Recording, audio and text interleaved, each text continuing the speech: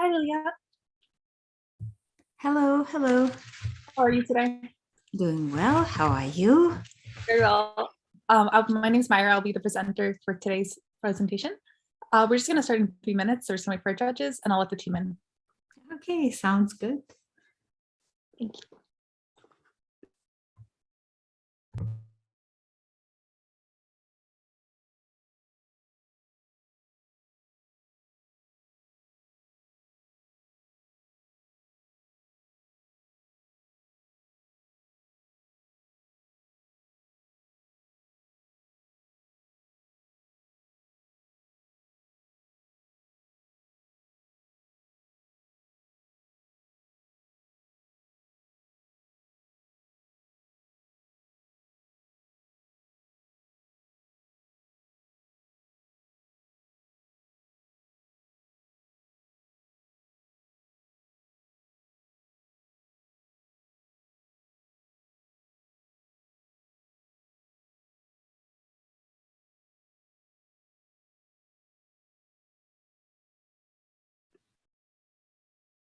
Hi, Angela.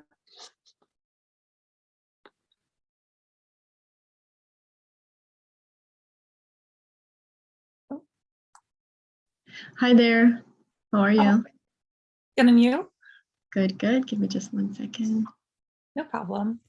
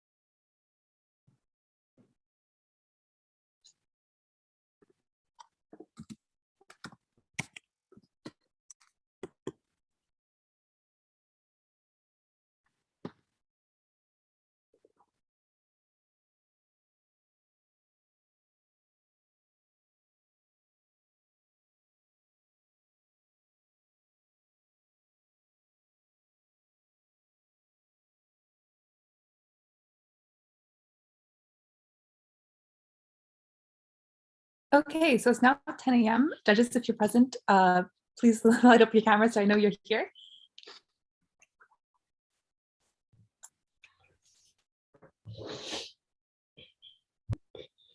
Awesome. Thank you for coming. We're on live stream, so whenever you want to take a break, I'll move you to the breakout room. That'll be between presentations, and I can't wait to start with you guys. Awesome. So I'll let Farah, are you able to turn on your camera for this screen? Awesome. So we'll let the team in, and we'll start exactly 10:05. I may ask you to present yourself since it is the final presentation today. Very short and quick, and at 10:05 sharp, we'll begin. Are we missing another judge? Oh, we're 4 judges, correct? Oh, yes. Hello. Hi. I'll tilt this down a wee bit. Yeah. And we can. We're there. Right, get, We all in. get We all looking position. good. I'll just see if that's right. How are you guys doing today? Very good. Very Grand, good. We're all loving good. life. All good. Yeah, Good. never matter. That's great to hear. Hi, Alistair. How are you today? Doing great. Great to see everybody. Great to have you here. So we will begin exactly at 10:05. And as it is the final presentation and is from Certification Center Canada, I would like to present the judges in advance. So judges, you can present yourself really in a short few words. Okay, I'll start. Hi. Okay. Hi. I figure we'll go in order, yeah?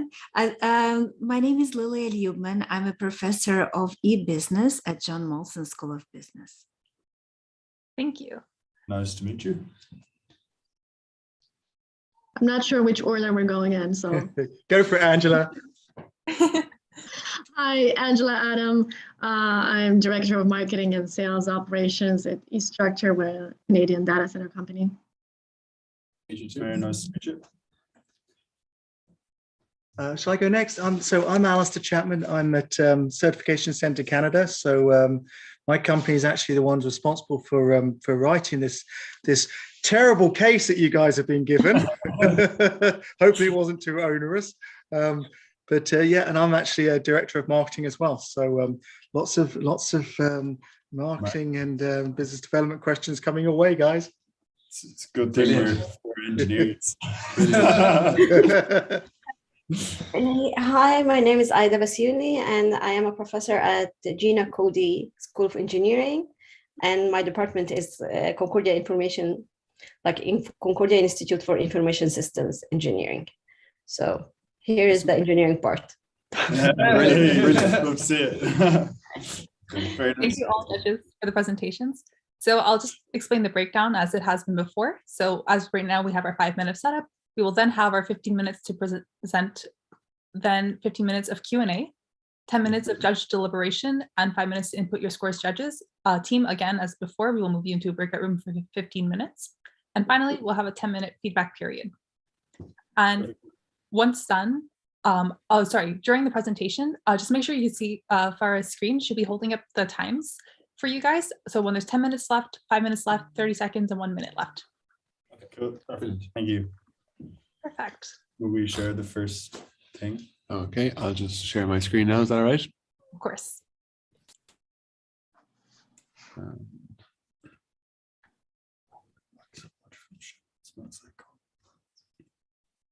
Okay, so here we are. All right. Just give this till 10:05 to start again. I just want to make sure this. No worries. Just getting ready. Sorry, one of our judges is a little late, so let's welcome him.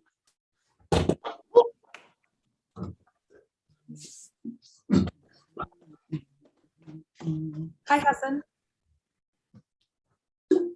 Hello.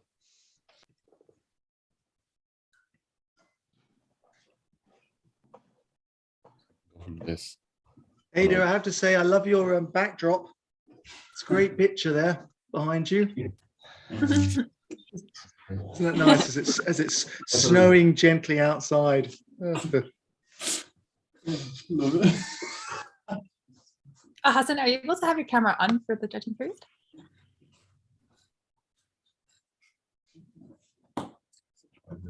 Yes, having some difficulty here.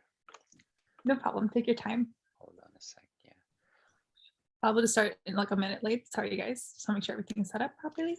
Absolutely no worries. Just to let you know, I'm not a official judge for this one though. I'm more for the finals, but peeking in to see how you guys doing. Thank you very much. Okay, That's good. perfect. So in that case, it's 10:05. We'll begin from here. Brilliant. Hey. Yeah, don't take this. So let's do this. Okay, lovely. Yeah, I did. Alrighty, hello everyone. I'd like to welcome you to our presentation. We're Research Innovation, and this is the 3C Sustainable Air Mobility Project. So this is what we got up to. Sorry. Now, so this is our team. I'm Oshin Moran. I'm a mechatronic engineer. I'm Killian Burns. I'm also a mechatronic engineer. I'm Aidan Donoghue and I'm a biomedical engineer. And I'm Warren Lang and I'm a biomedical engineer. So first we analyzed the brief. We broke it up into the two aspects that we saw here. We looked at the engineering aspects and the business aspects. For the engineering, we looked at the design platform, our initial how we're going to introduce it, what we'll introduce. We wanted to focus on carbon neutrality. It was very important to us. And we want to look at the services we can provide with this, and then also the infrastructure that we will develop along with it. For the business aspect, we looked at the project spend profile. So how what kind of investments we'll need and how we'll spend them. We also wanted to analyze the market, see where our project can go, and then also the workforce that we thought we would need for this project. So the objectives. Our objective was simple. It was to develop a new sustainable solution for air travel within Montreal and the greater Montreal area. We wanted to revolutionize how Montreal looks in terms of air travel and how it will look in the future. So our solution was the hexacopter. We looked at different models of air travel and we came across the hexacopter. This design here is by a company known as Sky. We also looked at ones by Boeing and also Joby Aviation. And we would like to base our model off one of these solutions, similar solution to one of these that we have before us. This design, we like this design. It was designed by BMW, and it's a form of a short air travel method. So we think this would be perfect for within the city and then the greater Montreal area. We would like our design to resemble this with the large windows and the simple design and ergonomics of it. So Aidan now will take you into the technical analysis of it. So I will take you into technical analysis of it. So I'm going to just talk through our product. So we named it Rush. Rush stands for Rapid Urban Shuttle Hexacopter Service. It's going to be completely powered by hydrogen fuel cells, and then it also has a range of 240 kilometers, and it will have a top speed of 190 kilometers per hour. Given these specs are quite premium, the refueling will also take less than 10 minutes, which is very ideal and very economic for our product. So obviously, when we're talking about a product flying over a densely populated area like Montreal, we have to take safety into account. So the first thing we were looking at was fault-tolerant engineering safety features. So the rotors, the fuel cells, and the flight computers are all triple redundant. Even if multiple systems fail, a safe landing is guaranteed. We also looked at the airframe and cabin safety with the carbon composite airframe and landing skids are designed to absorb impact. And also every seat will have a 4-point seatbelt system. The parachute system will be mounted to the airframe in case of complete failure. So if everything fails and the hexacopter shuts down, this parachute will be released and it'll provide a soft landing. So then we're going to look at why did we choose hydrogen? It's not that complicated. Hydrogen is one of the most readily available fuel, making up almost 74% of total standard matter found on Earth. Hydrogen is 200 times more energy dense than lithium ion. It is the cleanest end-to-end solution, and our production of hydrogen fuel cells are 95% of our hydrogen fuel cells are going to be able to be reused. And the 5% remaining is 99% recyclable because our only byproducts are heat and water. The heat is going to be used to heat up the cabin in the cold weather that you experience in Montreal, and the water can just be used as water. So how are our fuel cells produced? First thing we wanted to make sure when we were looking at how our fuel cells were produced is it renewable? Is it a green energy that we're using? So we're going to have renewable energy to power our electrolysis process, where we're basically splitting the water into the hydrogen and the oxygen ions. The hydrogen ions combine with the electrons, making hydrogen gas, which we can then store in compressed air tanks. So of course, how do we implement this? Well, in 2022, we plan to have research by surveying the population of Montreal for their opinion and any concerns they might have in the project, what prices they might be willing to pay and that sort of stuff. From 2023 then, we plan to submit our application for our fuel cell because it'll take about 5 years to get approval for that. Finally, we plan to design our aircraft. The hexacopter initial designs will be produced and tested. In 2025, we will start looking at the required infrastructure, such as landing zones, planning permission to do that, and storage of aircraft, as well as fuel and refueling areas. Then in 2026, we plan to have the first prototype produced using aviation fuel, not hydrogen just yet, as it's not approved. And the next 6 years will bring further development of the project. So by 2027, we hope to have the fuel certified and regulated. The next prototype of the hexacopter is produced. Pilot training within simulations begins. And in 2028, we hope to have the production of the final design and certification complete. This is where we rigorously test the model internally before submitting it for FAA approval. Then in 2029, we plan to construct our infrastructure, such as the landing zones and fuel storage, as I mentioned previously. In 2030, we finally hope to have the production of our first 5 models, the HC100. This will be used for cargo operations. We are taking kind of an approach that Boeing did, Airbus did when they branched out into the American market, initially with the A300, of lending their aircraft to airlines for a period of 6 months free of charge, so they could see the benefit of ours and of theirs. And we plan to do the same with ours by lending it to the courier services in Quebec so they can see the benefit of having our product on their services. In 2021, we plan to have an assessment audit of it, see how it got on performance-wise with the cargo service, and then we will start advertising our service for commercial applications. And in 2032, we hope to have our commercial service beginning. What next after that? Well, we want to build even more public trust. So we want to have an assessment of our first year, the performance of how it got on. We also want to have a biannual assessment for the first 3 years to really judge how it's getting on in 6-month intervals.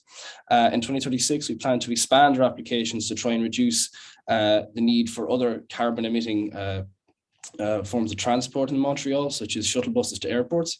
We also want to move to a complete carbon neutral approach. A new efficient aircraft, the HC200, which will be able to carry more passengers, will also be produced. We would then want to improve our industry relationship with the current Montreal's public services. And we also want to increase our fleet size and plan new routes. As well as that, we want to introduce the aircraft to new non-commercial tasks, such as air ambulances. And by 2050, we plan to be completely carbon neutral as a result. So how do we integrate this into existing public transport? Well, public transport is very popular in the Quebec region. The pilot program will work alongside the current metro buses and airport routes. Montreal has an Opus card, which allows for ease of access of the public transport. And eventually we hope to have this introduced to our service.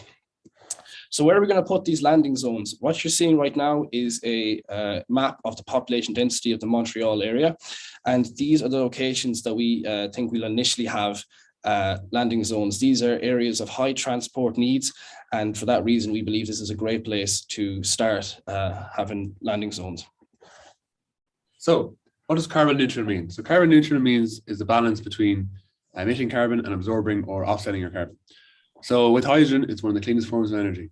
Primarily it's produced using electrolysis. So as Oren said, the only byproducts are water and heat. And this is a big part of our step towards carbon neutrality in 2050. So we looked at the Paris Agreement in 2015. Here we think that using hydrogen is a big part of our step towards that. So the Rush is also made from components using carbon composites, aluminum and titanium. These are all fully recyclable, and this is a step towards carbon negative. So the infrastructure framework. We looked at 3 different parts, so the landing zone, the fuel storage, and the vehicle storage. So with the landing zone, we look to have multiple parking spots or pickup spots around the city, as Killian mentioned. With fuel storage, we looked at how we can source our fuel and how we can store it. So we will source it from the company Nel Hydrogen. They use electrolysis to absorb or get hydrogen, and they by using that electrolysis, it's very the word is eco-friendly. And with vehicle storage, we look to use aircraft hangars in the airport, in Montreal International Airport, YUL. So I'll lead on to Oren. Hi, so I'm going to talk to you about the market analysis of this product. So as you can see by this graph, the market value potential for this very niche area is very big, with the urban air mobility market size was around $3.01 billion in 2021, and it's projected to reach $8.91 billion by 2028. This is a compound annual growth rate of 16.77% year on year. And this is a massive market size for such a niche product. So then I'm going to look at the total addressable market. So the potential AAM passenger markets would be airport shuttles, air taxis, cargo and package delivery, healthcare applications, and emergency services. And this will all be implemented through our integrated and connected multimodal transportation network that we plan to implement in Montreal. So a few non-commercial applications of our product could be emergency service. So here we can use it for search and rescue, organ transport, police and paramedics, or the fire service. Following on from our plan from Killian, our commercial model could include courier and postal services that connect to Indigenous and rural communities. And here we can look to improve the connection between rural and Indigenous communities with the more built up urban areas, and hopefully reduce urban sprawl. So we also want to brand this to the public. Another commercial venture might be to implement a taxi type service or a shuttle bus service across Montreal. From between the sites that Killian was talking about earlier, we believe we can bring passengers on an on-demand basis. We think we'll go for a premium look. This is an example of the style of branding we would recommend to bring to market. We'll use, initially we went with the name RUSH. It stands for Rapid Urban Shuttle Hexacopter. We thought a nice acronym. RUSH rolls off the tongue nicely. We thought we could use this as our name. Our service will offer a fast and efficient transport time, and it'll have the thrilling experience of being able to fly over Montreal in a helicopter-like ride. So how will this help the public and the public transport system in Montreal? So imagine we were flying in on our first day on our holidays in Montreal. We fly into YUL and our day starts off going to the Biodome. Initially, using the public transport methods, we'd have to take 2 buses and it'd take 49 minutes to get across town. With our solution, RUSH, we could just order one of these hexacopters. It'd land for us at the airport and it'd take us directly to the Biodome, cutting the time down to 9 minutes, we estimate. The application we plan to develop is, as you can see here on the left, we want to make a simple user interface, a clear display showing all the important information right there in front of you. We also realize that as this is an emerging technology and newly developing technology, it'll come at a premium. So we do design the app with a premium style to match this. So for the financial analysis, I'll take you through the finances and the investments we believe we need for this. The initial, the investment over the 5 to 10 years following the roadmap Killian laid out for us would be 704 million. We think this is justified investment, as we've seen other companies such as Boeing invest 570 million in a project very similar to this. We will have a very high initial investment, as you can see in this graph here. And the reasons for this is we want to develop the technology quickly. We want to build test sites and test facilities. We got our information from examples of wind tunnels that have been built and other facilities such as this. We want to get this project moving and off the ground as quick as possible. I'll take you to the pie chart here on the right. We can see this is the cost breakdown over the roadmap. So as you can see, the platform test and certification is a very high chunk of this. This is because we want to invest a huge amount of money in making sure the certifications are correct on this. And we want to put a lot of emphasis on the tests. We want to make sure safety is a key element of this. We want to be able to convince the public that it's a safe, reliable, and very effective method of transport. We don't want anything going wrong along the project. So what kind of employment are we going to do? We would like to have 1,000 to 1,500 staff within the engineering and manufacturing sectors. We would like to then also hire up to 25 pilots, not only for test flights, but also to help implement the flight systems. We would also think that internships would help the public appeal and help us move forward. So in conclusion, we'd like to thank you all for joining this presentation. Our product, we think, will help revolutionize Montreal's transport system.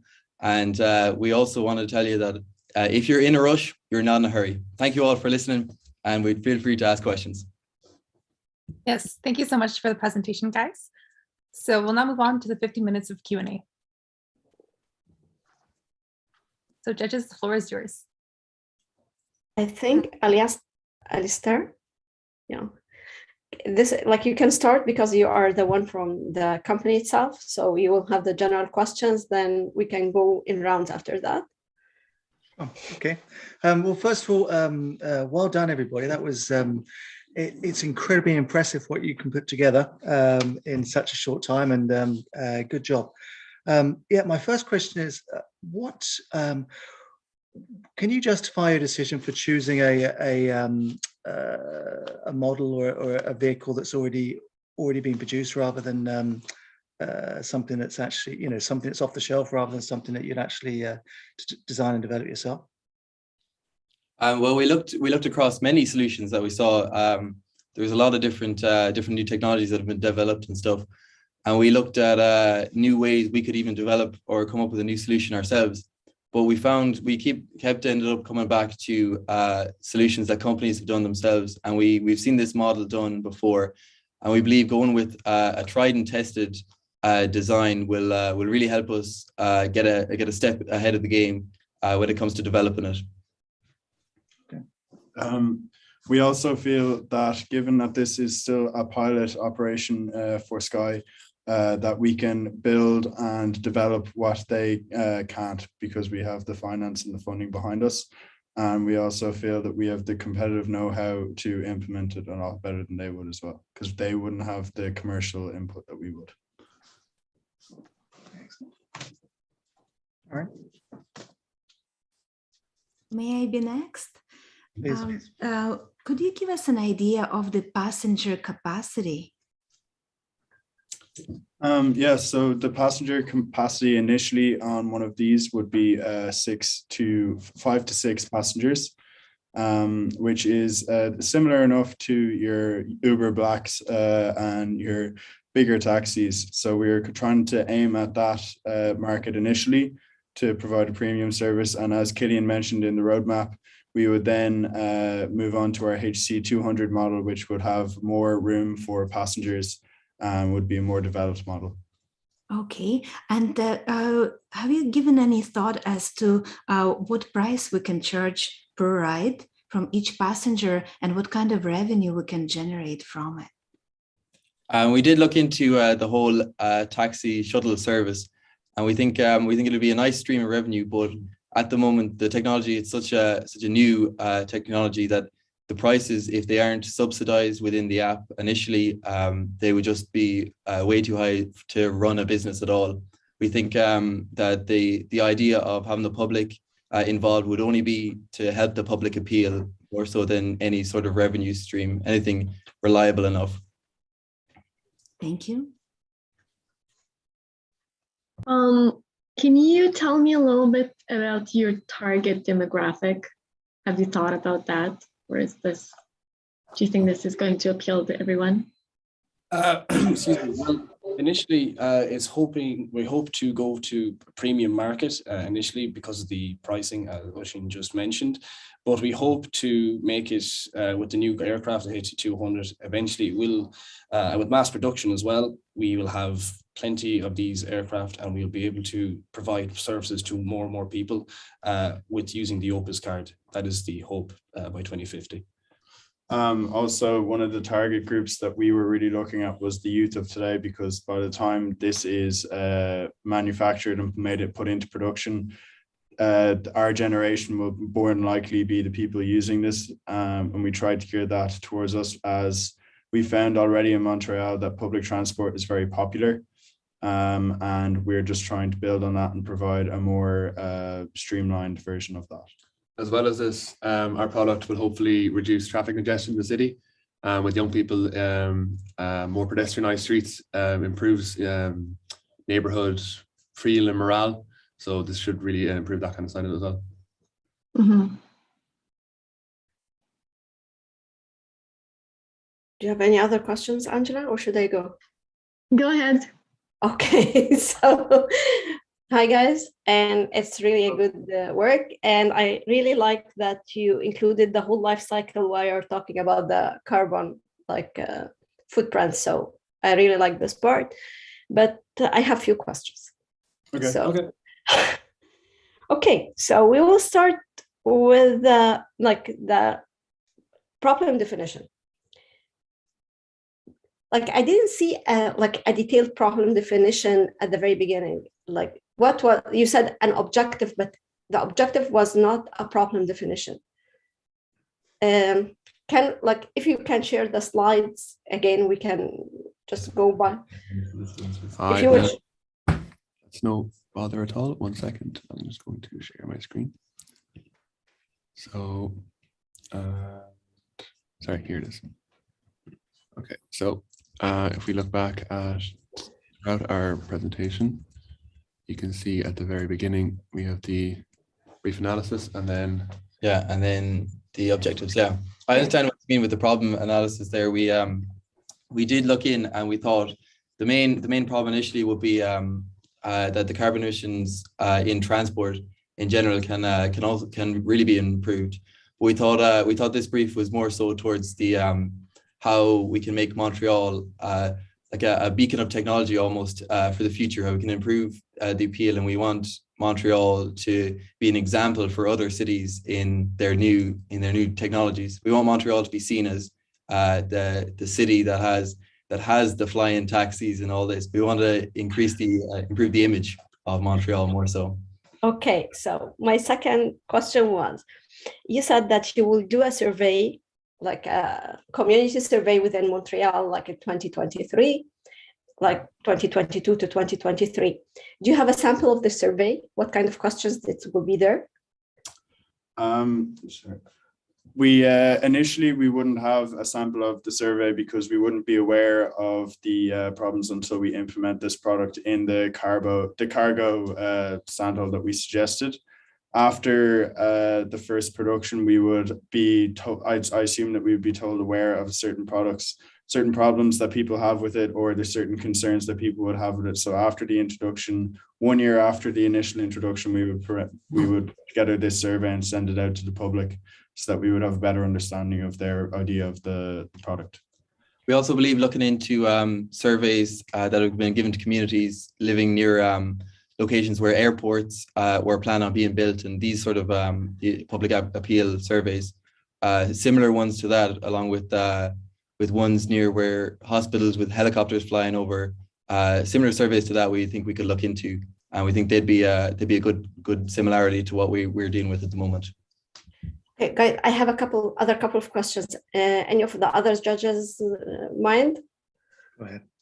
Okay, so you're talking about the redundancy in like, guys, I keep in mind that you are 4 engineers. I don't see a business challenge there. So, but when you're talking about the redundancy, you are talking about like triple redundancy for everything for safety. Yeah. In normal airplanes, we have lots of redundancy, but would be a lightweight taxi, shuttle, whatever. Do you think that you will be able to include this redundancy? Is it feasible? Absolutely, because as we scale up the product and have more passengers, it would be vital that we would have these redundancies already in place. Some of the redundancies that we already have in place is that if one motor fails, it has the capability to complete its trip unfazed. If 2 motors fail, it will land safely. It will automatically find a safe place to land. It'll land there. And then if there's complete failure, there will be a parachute distributed. So there's 3 redundancy plans for failure in the blades. The redundancies were also mentioned for the aircraft, like the actual container itself with the skids and the carbon composite materials. So I feel like if we implement these safe features initially, then we can build from there. Okay, the last thing, okay, just a second. Okay, in slide 27, where you're talking about the trip from the airport, I think, to the biodome. Yes, yeah. Yeah, and it took 45 minutes, 44 minutes, 49 minutes, something like that. Did you keep in mind that the REM will be working in Montreal in next year, or maybe like hopefully next year, maybe the year after, and the REM will be, it's a different scale. Do you heard about the REM? Yes, I looked at that as well. Well, we looked into that as well, but we thought that our market was more towards, we start off with our few locations. I think it was 6 locations we had, but with an improving infrastructure, we can improve that to 10, 15, 20 locations, and a lot more personalized locations with that, and then we can improve from there. So with the REM, it's a train and with stations and stuff, but with ours, it's a bit more personal to specific areas and high density areas. Also, I think we were looking at the REM, we were looking at the duration of the trip from the airport to Montreal, and I think it was 20 minutes, and our product is able to do it in 9 minutes, so it'd be more efficient as well. Okay. Keep it for the feedback. Okay, guys, thank you very much. Thank you. Thanks very much. Okay, business. Any other questions? Actually, I have one more. So just going back to your audience, right? You're going to start kind of marketing to them now, given that this is such a long-term project. How are you going to keep the momentum and the excitement throughout all these years? Going back to what Ada said about the RAM, I was excited at the beginning. Now I'm over it. You know? We had a small marketing roadmap done up, but we didn't have time to put it into the slide. But we think we'll initially start off with like ads on social media or billboards around the city. But then we would love to be able to put it on tourism boards and advertise it outside of Montreal as a bit of a tourist attraction. Also, we were looking at the example of the helicopter tours of New York, and we thought we could have ours would be something similar to that. Like it would be an attraction as well as being a helpful source of public transport. We also kind of look at the marketing aspect of it, that something like this has never been done before in any city, whereas trains have been implemented in various cities across the world. So this is a kind of a revolutionary product that will revolutionize transport. Kind of like the Hyperloop. Yeah, Yeah. Similar enough. We're looking to take That was the fun. yellow taxis of New York into the air. Yeah. Okay, thank you. Do I have time for one more question? Yes, we have a few more minutes. Okay, how do you see the progression of your product or your service going? I mean, I know you threw out some examples, but where do you really see it? Where would you like to see it going from after entry into service to 2050? We would love to see it rival products like the Uber Black. It'd be the like sometimes you'd see, you know, as a treat someday, you might take the Uber Black or something. We believe ours will be able to compete with that market definitely as the technology develops and the price reduces. We think we can definitely have it as an efficient form of travel around the city. But then we'd love to be able to look into expanding it to help, as we were looking at earlier, the indigenous areas, the hard to reach areas, not just the Montreal and greater area, but all of Quebec. We'd love to be able to someday connect it all just using the Rush. So, we would also like to see it implemented in emergency services like ambulances or transporting organs, as time is definitely an issue when you're transporting organs. I feel like this product could definitely be utilized in those kind of scenarios as well. And just one more thing is that when the difference between trains and our product is that with trains, you need lots of approval to try and get them tracks laid down, get the infrastructure in place. This takes just a landing platform and a refueling rig, and it can go anywhere. There's no limit bar its fuel range to expand outwards.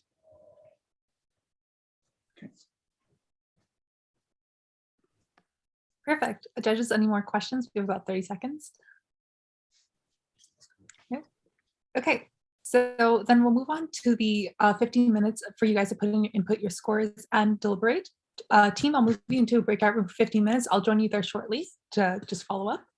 And Farah will be holding up some signs for you judges to let you know how much time is left. Just make sure to follow time. And at the end, I'll recall everyone here so we can go over some feedback. Lovely. Thanks very much. Thanks very much. Thanks. Thank you. So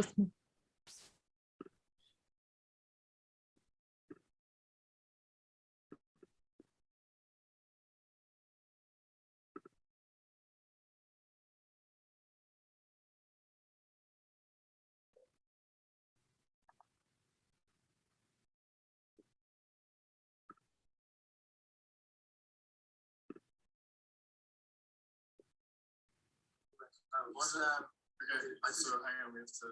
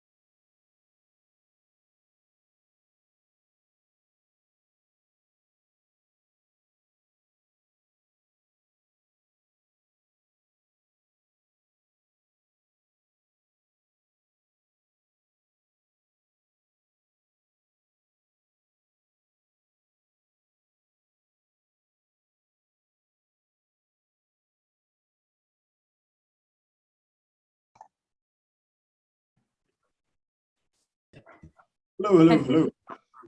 Hi, guys. So I believe all our judges are here. Yes. So judges, you may begin the 10 minutes of feedback. I'll go first. First of all, thank you for the presentation. I know it takes a lot of effort, but you guys look like you had a lot of fun doing it. Great team dynamics and chemistry. I had fun listening to you. Love the brand that you came with. Love Rush. I can totally see a lot of marketing campaigns that could, could go for, branding Rush to the Montrealers and the Quebecers. You could have a lot of fun with that. I love the idea that I could get on a Rush with my Opus card at some point. Wouldn't that be nice?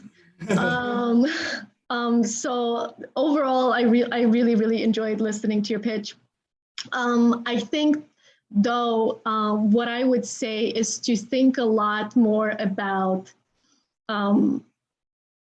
branding and marketing your idea and your product way in advance before you start, any engineering, any putting money into development. Think about perception management, think about who you're going after and educating them to make sure that adoption will follow. And I would say, think a bit deeper about who you're selling to and who your customers are going to be, because you need to make enough revenue, right? So one of the things that I picked up on, which, listen, I like the UI of your app, I like the brand, I like, I understand that you, in the beginning, you're creating that feeling of exclusivity to the people who get to embark on your Rush ride. But that's not really the perception you want to create about your product, right? Because you want wide adoption at some point. So you don't want people to think that, okay, it's only this elitist minority who can afford to go green and by using your eco-sustainable transportation, right? You want everyone to be able to at least envision themselves being part of this. So think about that a little bit more. So overall, that's my feedback. Good job. Thank you. Thank you.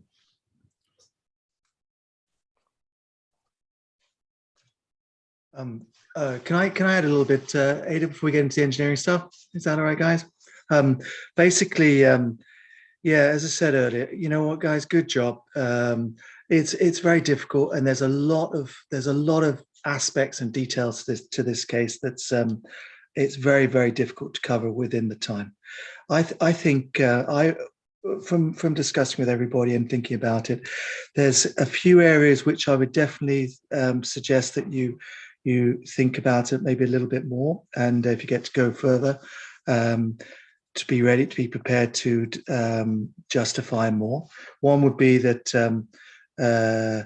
your choice of fuel, you're going to be asked, you probably be asked about your choice of fuel and how that would be, how hydrogen is actually going to be supplied and everything else. So you might want to think about that. You also do consider that we cannot underestimate the importance and the impact that the REM system will have on Montreal and the area. And so it's important that you really do consider how this will interact with the REM and actually could be beneficial for both systems. That's another area that I would suggest you sort of maybe look a little bit deeper at. One really, really small technical note in your presentation, it says FAA for certification. And I know, being that my boss is on the final judging panel, if you say FAA, he's going to challenge you and ask you, well, what about Transport Canada? Because in Canada, it's Transport Canada that does it. We're associated with the FAA, but just so you know, just so you're aware, okay? Was there anything else I wanted to tell you? Yeah, and I'm still, I think I would think about your progression, how this service is going to progress as well, and maybe a bit more definition on that would be beneficial to the case as a whole. Okay, that's my input. But honestly, great job, guys. Thank you. Okay, I'll go next. First of all, I loved your team chemistry. You guys look great together. You present great together. The dynamic has been excellent. And also what was great that you've done research. You looked at different solutions. You did not offer us any breakthrough innovation or any originality, but that's okay because we also have to look for viable solutions. And you went out there and you've done research. You've looked at different alternatives, the solutions that exist out there already, and you found the one that you think fits the purpose. So I want to commend you for that. From the business point of view, it's great that you also went out and have done some research regarding costs and comparables and tried to get as close as possible as realistic costs. Would be nice also at the same time to look at the revenue side when we're talking about numbers, because look at the prices, the average price we expect passengers to pay, and the overall revenue and how it counterbalances costs and the investment into this project in the short term and in the long term as well. That all contributes to the viability of the solution as well. So that would be great to see too. And in terms of your timeline, I think it was mentioned already by Angela, but to my eye, you were planning to market your product after the design has already completed, after you've invested all the money already. So basically you're taking a chance on the fact that the public will accept it and embrace it and will use this service. So it would be recommended to do your marketing research in parallel with your product design, yeah? And one feeds into the other, right? You might collect some information from the public that you will want to integrate into your solution as well, yeah? Rather than waiting to present to them something you've already developed. So these are just some of the items, but your speaking ability was great. And all in all, we really enjoyed your presentation. Good job, guys, and good luck. Thank you. Thank you very much. Thanks very much. Do I have time, Myra? Okay, Yes, I think I have just 1 minute, so I'll go very fast. Guys, you did great. Everything was good. You're like, even the way you answered the questions, you convinced me of some topics that I wasn't convinced with.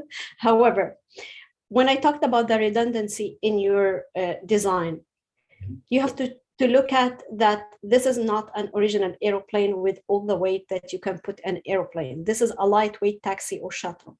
So the same idea when we talk about like the computers, why we don't put all of this redundancy in computers, because the space.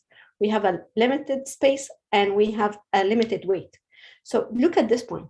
Like, yes, it's an airplane, and for safety, we have to have some kind of redundancy, but we have to look at the space and we have to look at the weight. Okay? Yeah. This is my main point. Everything else is covered. And thank you very much. Thank you. Thank you very much. Thank you, team, so much. I wish you guys good luck, and we'll see you guys at the finals announcement later today. Lovely. Cheers. Thanks, guys. Thanks very much. All right. See you later, guys. All the best. Good luck. Have a good day. So the next team's already here, so it's 11 o'clock, so I'll let them in. Okay, can I have 5 minutes break? I need. Yes. No problem. Well, I think we need the 5 minutes break. Like I will be back in 2-3 minutes. Okay. no problem.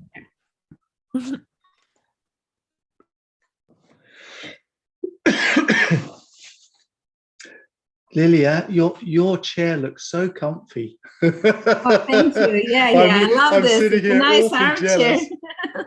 Yeah, actually, it used to be a cinema room. Well, it is a cinema room that we have here. That's why the walls are so dark.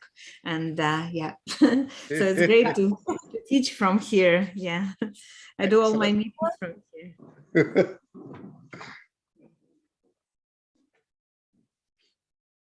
I think you're saying, Charlie. Hi guys, how are you doing today? Hi, good, and you? Great. So we're just waiting for one of our judges, but in the meantime, we'll present the ones that are here.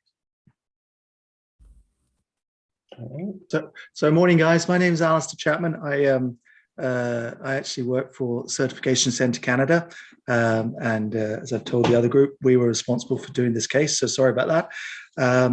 Very much looking forward to seeing how you put things together, and It's very nice to meet you all. Oh, sorry, I work in marketing. I'm director of marketing at Certification Centre Canada. Nice to meet you, Mr. Nice to meet you. Nice to meet you. I'll go next since nobody's talking. Angela Adam, Director of Marketing and Sales Operation at eStructure. We're a Canadian data center platform. I'm Nice to meet you. Lilia Liebman. I'm a professor of e-business and strategic management at John Molson School of Business. Yes, thank you, judges. Nice to meet So, you. as before, team, first of all, congrats for making it this far, 3 cases in. It's been a pretty long ride. So, just as before, we're going to have our presentation. So, it will be 5 minutes of setup. As we know, we'll start at 11:05. We'll have 15 minutes of presentation, 50 minutes of Q&A, 10 minutes for the judges to deliberate, and 5 minutes for them to input their scores. Judges, again, I'll move you to a breakout room, and team for 50 minutes into another breakout room as well. And lastly, we'll all be recalled to the main room where we will have 10 minutes of feedback. All right. Perfect. So we're just going to wait for our last judge, and we'll start at 11:05 sharp.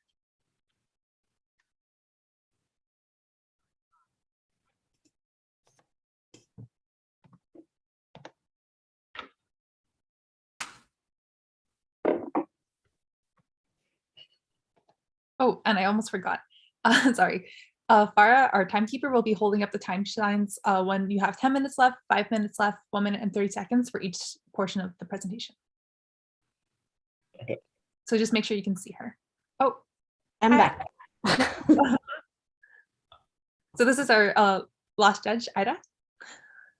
Hi everyone, and my name is Ida, and I'm working with Gina Cody School of Engineering and with the Concordia Institute for Information Systems Engineering. Hi. Nice to meet you. I suppose now we're waiting on Mr. Chapman. Yes.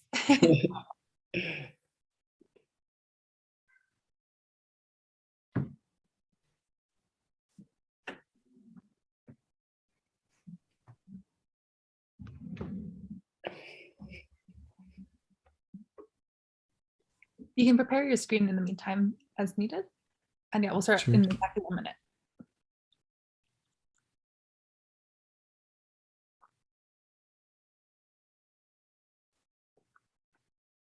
All right. Is it visible to everyone? Yeah. Perfect.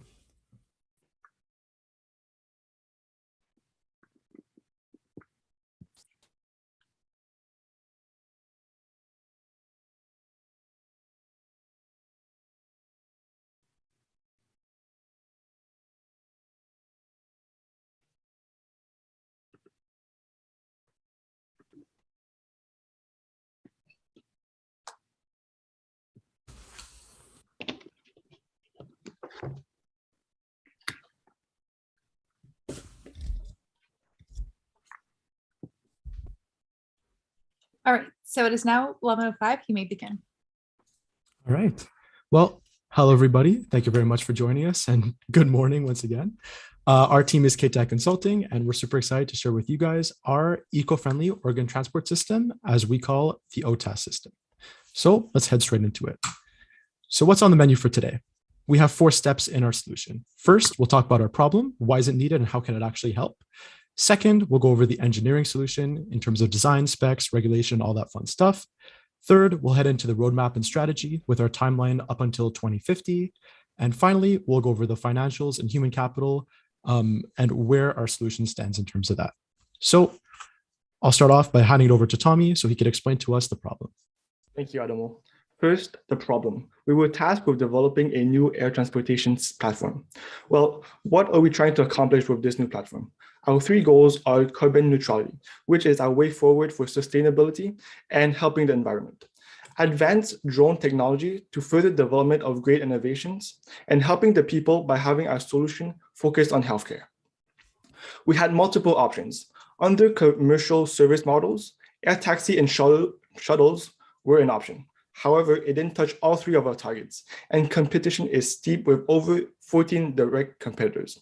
So we look at non-commercial options. Making an air ambulance seemed like a great idea since it can touch all three of our goals. However, Urban Aeronautics, a partner of our parent company, Search Center Canada, is already developing it. So we decided to go for a holistic approach to see where there's a hole in healthcare when it comes to transportation. And we saw that high-value medical goods transportation is a place where a lot is missing. So we will be making a medium to long-range organ transportation fast, viable, and eco-friendly with the OTAS. I will now pass it on to one of my colleagues, Kendrick, to explain our engineering solution. Thank you, Tommy. So jumping right into the mechanical specs of the OTAS, it is going to have a wingspan of 4 meters. It has a total length of 4 meters. And this will occupy a landing zone of around 10 meters square. This is obviously a size and a half for safety reasons. I'm just sorry, I can't see the slides yet. Okay, sorry, thank you. And this stands just below a meter tall, making it easy to access and not too high.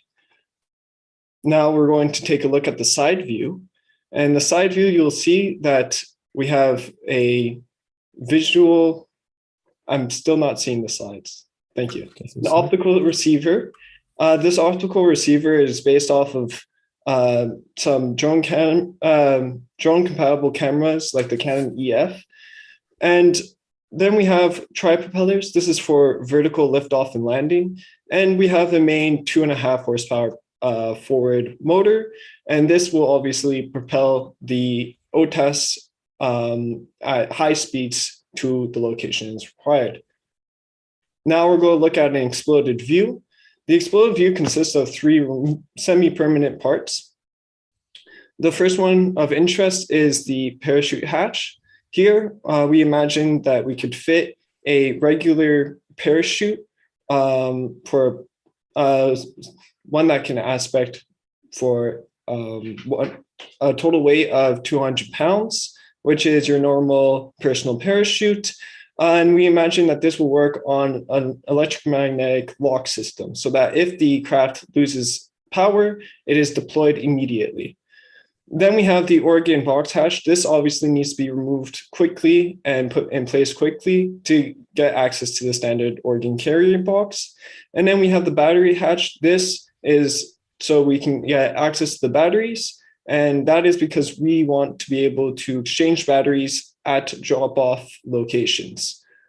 So now we're going to go quickly on some interesting ideas. It'd be interesting to introduce a pneumatic launcher into the future of the project. This can greatly reduce the amount of energy required for us to achieve launch. Going into the batteries, as mentioned before, we imagine it'd be interesting to have 2 batteries at major locations. These then charge during their off time and enable us to go farther, faster, and better. Now we'll pass it to Tommy and he'll explain to you the locations. Kendrick. So this solution is great for both the Greater Montreal area and the province of Quebec, since there are a total of 29 hospitals in Montreal, and just in the southern region of Quebec, there's over 40 hospitals. In 2032, we will start servicing the Greater Montreal area with the 8 major hospitals. After that, we will scale up the project and move towards other cities in Quebec. By 2045, we will reach our project's peak with at least 30 hospitals in our program with both intra and intercity transportation. Now for rules and regulation. We are very confident on the acceptance of our project under future regulations. Our drone is a 100 kilogram beyond visual line of sight drone. Under current regulation, for operation of our drone, it will require a special flight operation certificate, and the operator will need an advanced operation drone pilot certificate.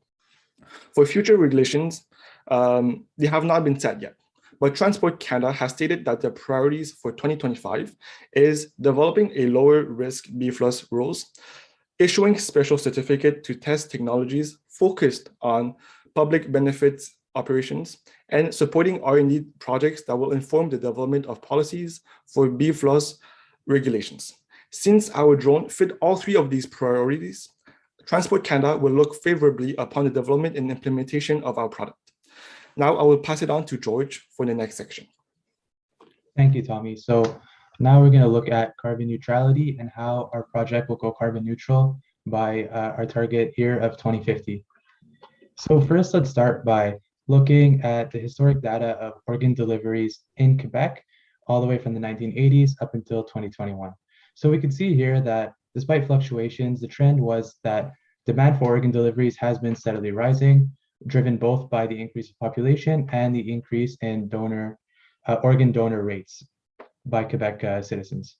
So running a linear regression on this data set, we could project between 2032 and 2050, there'll be 25,844 organ deliveries. So if these were to continue to be done the traditional way, they would produce 1,082 tons of CO2 through the transportation. So our electric solution will be able to eliminate 861 tons of this CO2 based on our estimated rates of servicing the demand.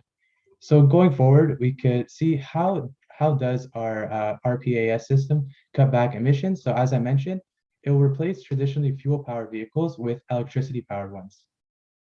So let's look at more of a schedule, starting in our first year of operations in 2032, all the way to 2050, what we'll see on the next slide. And as Tommy mentioned, we'll start by just the greater Montreal area, servicing around 50% of Quebec organ deliveries. And we can see that this saves around 24 tons of CO2.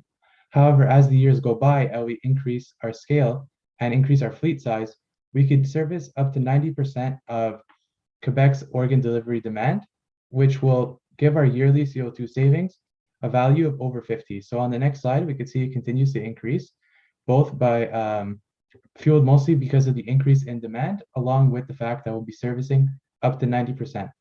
In total, this saves us 860 tons of CO2 from 2032 to 2050.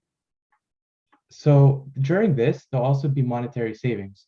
This fuel that we'll be saving, of course, has a cost, and we estimate that we'll be able to save the government of Quebec $683,200 based on the 340,000 liters of fuel they'll not be needing anymore.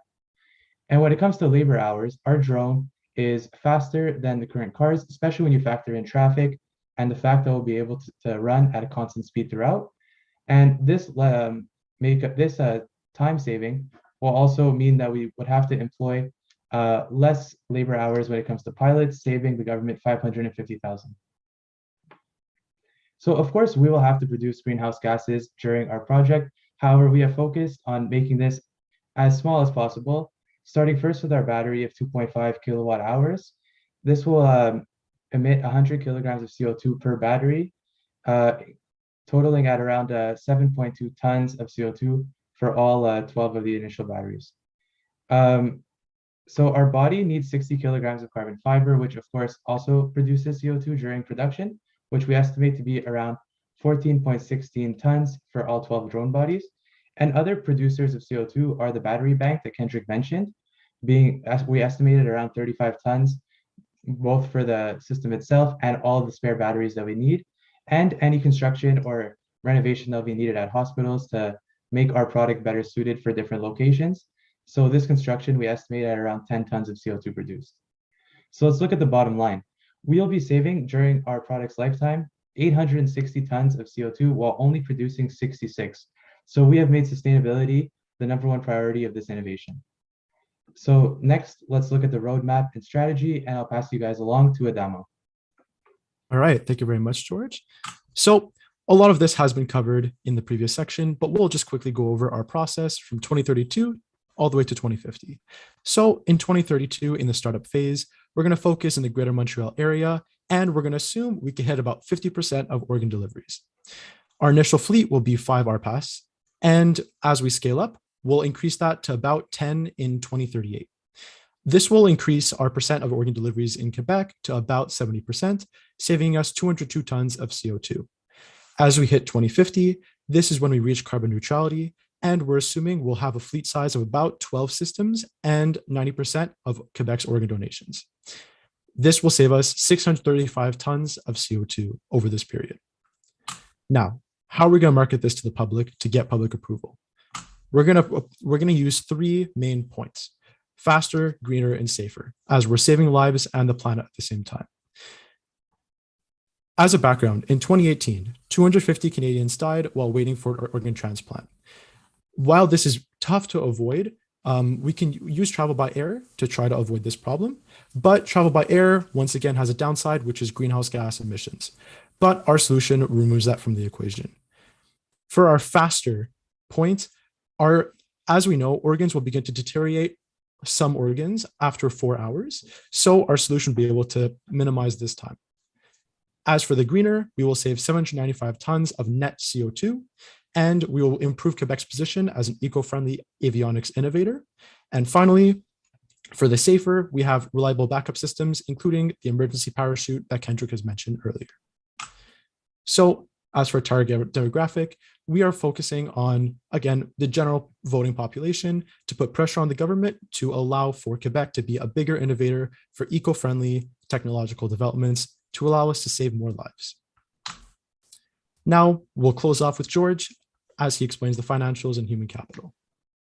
Thank you, Adamo. So we'll first take a look at the budget based in millions of dollars. Here on our numbers are, and they are in increments of 5 years.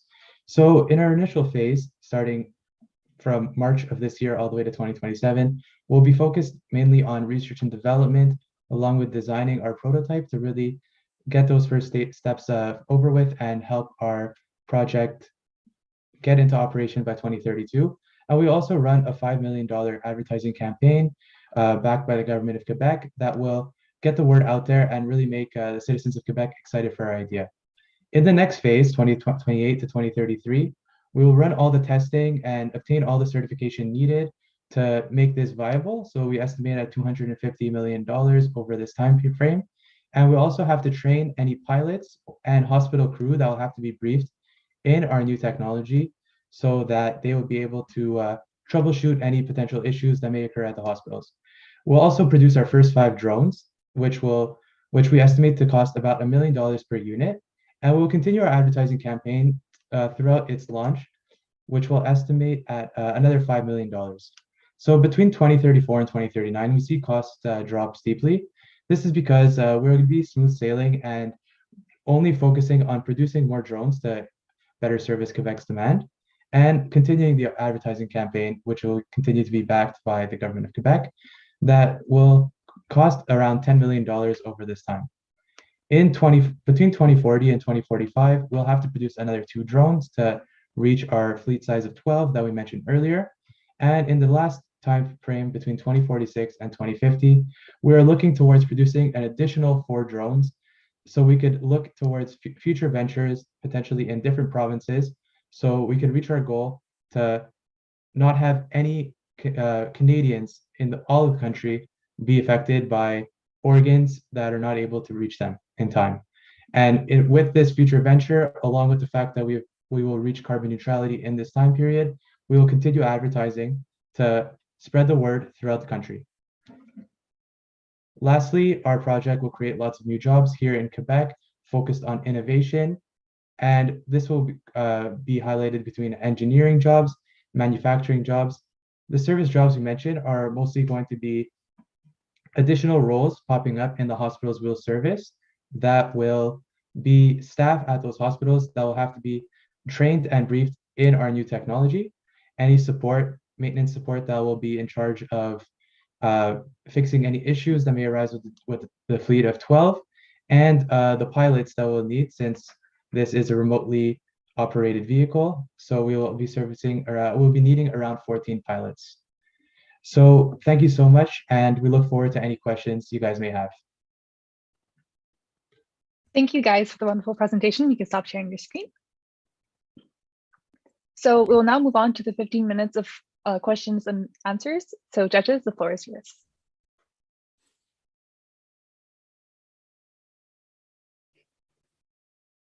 Should I start? Okay. Hi, everyone. Thank you for the very nice presentation. And like you covered mostly all the aspects, but I have a few questions.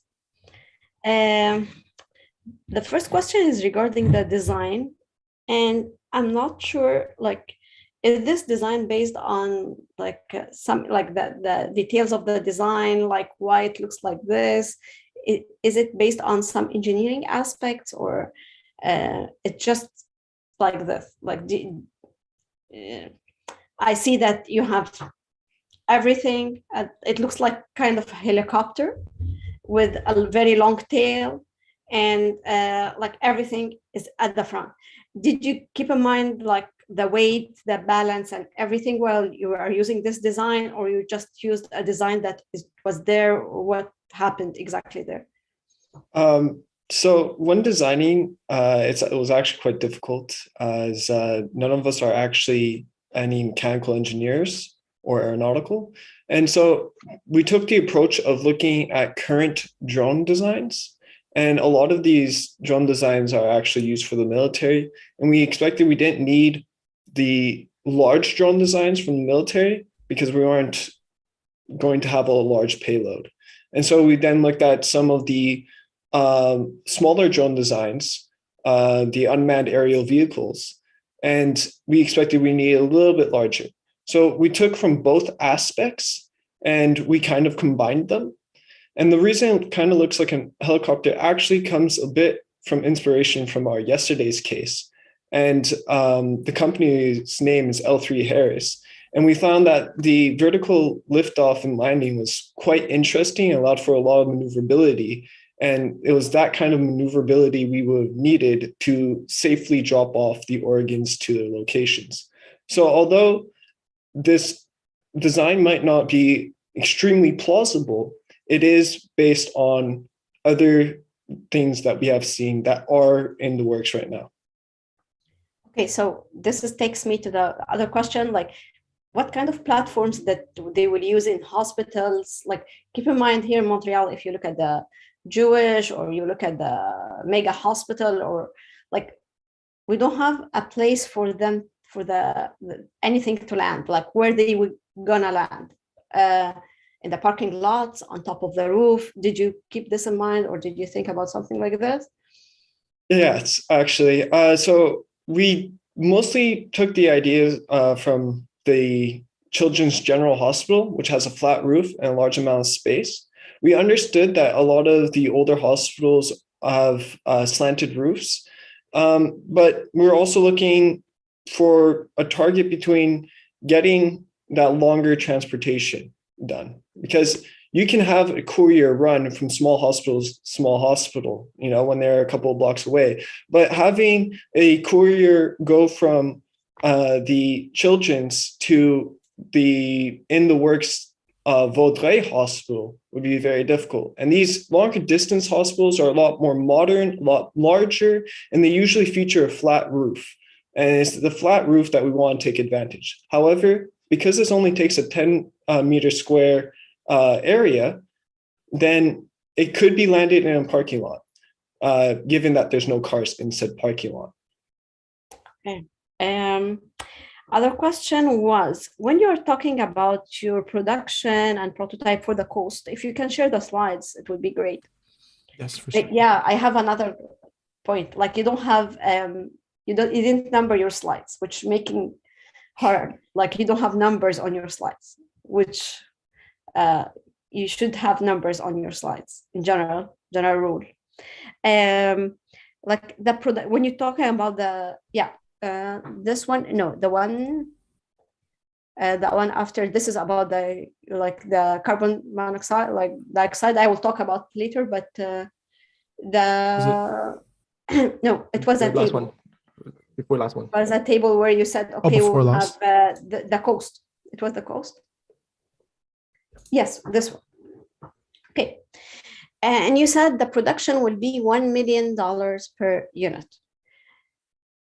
So from 2028 to 2033, you will have $1 million per unit.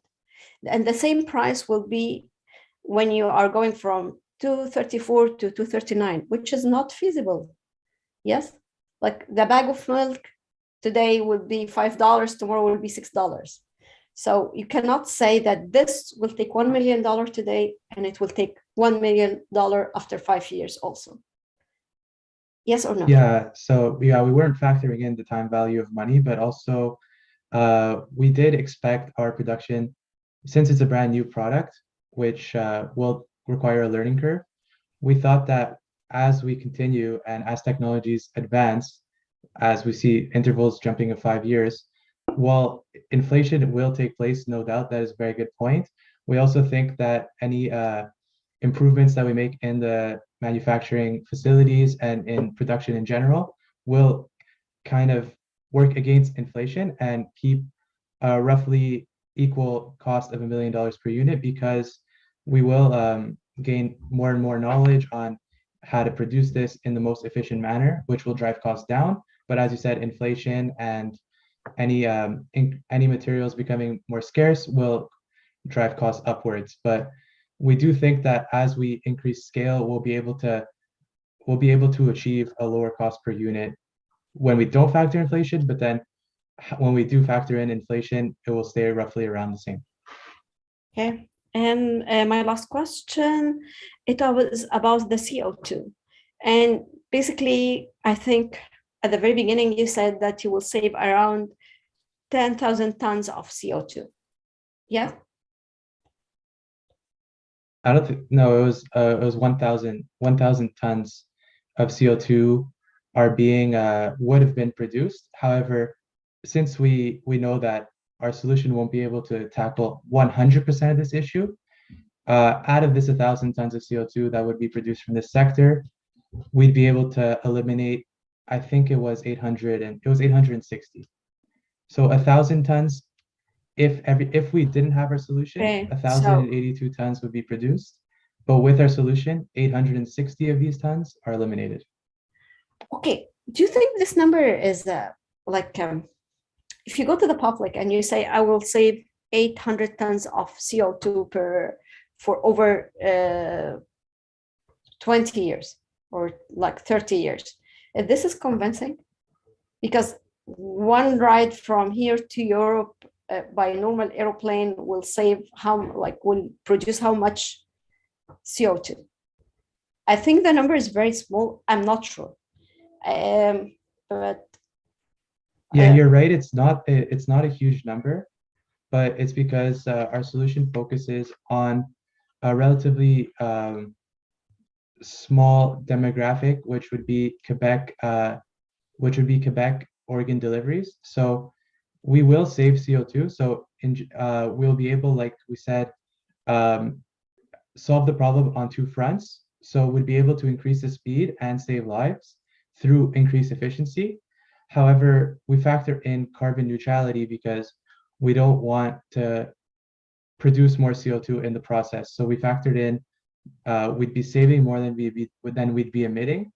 And this is really important to note as well, because while this drone is going to be currently initially targeted to the organ transportation sector, the technologies and research and development that we conduct, really pushing an electric vehicle, will be the inroads we make will be able to be used in other sectors. So potentially longer range deliveries of goods. There was another very interesting point where we could service First Nations peoples in remote communities, and the innovations that we make through our product can also then be increased to take on a bigger weight and be used there. So while the number isn't anything massive to begin with, it is more just the innovations that we make and the scalability capabilities of our design. Thank you. I would like to give another opportunity for the other judges as to 5 minutes. Sure. Yeah, this is what I was going to say. Yeah, for sure. Okay. I have a question. The case gave you a list of business and service models that you could look at as and choose one, right, to focus on or come up with your own. What made you choose the sustainable organ transportation? So I can answer that. If you go back to the slide for the service models, we had 3 on the slides, right? We had air taxi, shuttles, emergency services, and organ delivery. So as I said, the air taxi and shuttles had a lot of competition, and there was already a lot of technology a lot of research and development being driven in that sector. So then we looked into emergency medical services, right? And we saw that there was one competitor. However, that competitor is also a partner of our parent company, Cert Center Canada. So we thought that, oh, since we are partner, we have a relationship, I don't think stepping on their toes is a good idea. So then we looked into organ delivery. That organ delivery is also scalable into other sectors, as George said, in the remote communities. So we took that as the first step, since it helped people and it touched all three of our goals. And additionally, it can also be scaled to other sectors. It has other applicabilities outside or organ transportation, right? Yes. Mm-hmm. Thank you. Thank you. Alistair or Lilia, would you like to ask a question? Yeah, I have one question actually. So you addressed the certification beyond visual line of sight aspect of things. Okay. Now I'm curious to know. You actually did mention that in your slides, and you actually had a slide which said this is what Transport Canada is looking at and everything else. But as you'll see in the sentence that you copied, that actually relates to rural and remote communities or remote areas. So what would you do if this doesn't work for cities? What's your plan? So when you say remote communities, right? Do you mean there's absolutely no way that it can launch from major cities, or can it launch from major cities? That is the question I'm asking you. Can it launch from major cities, or is it just remote? When it says rural and remote communities or areas, what it means is you can't fly in urban cities, in urban environments. So I'm not sure about the definition about what constitutes as a urban city. So we can make it so that it is outside the range of the city, right? So I'm not sure what's the word in English, but like campagne, basically. Yeah, country. Right. So even if it's a bit further away from the city, as long as the time that it takes from the suburbs or the outer city to the inside, like as long as the intercity distance or travel time is lower, then we will still be saving lives. Yeah.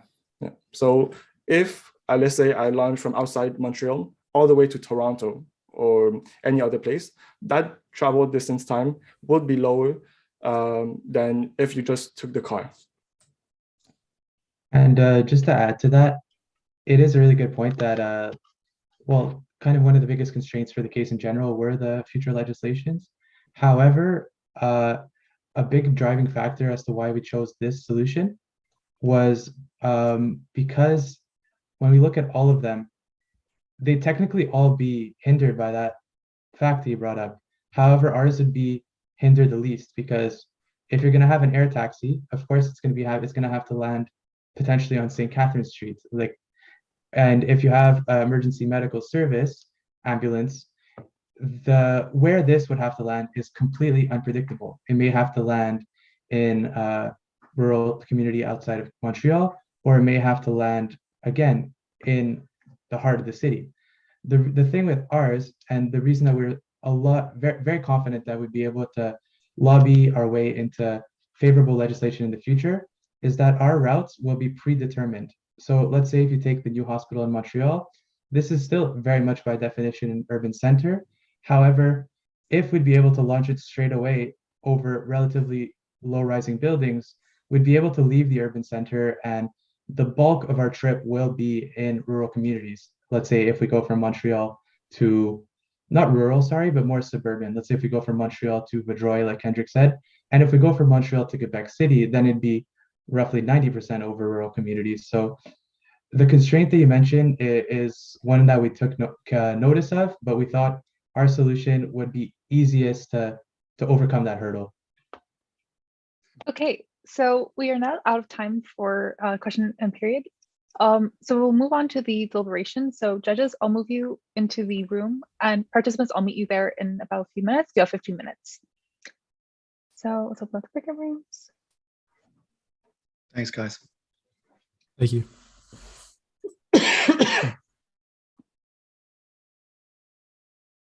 Perfect.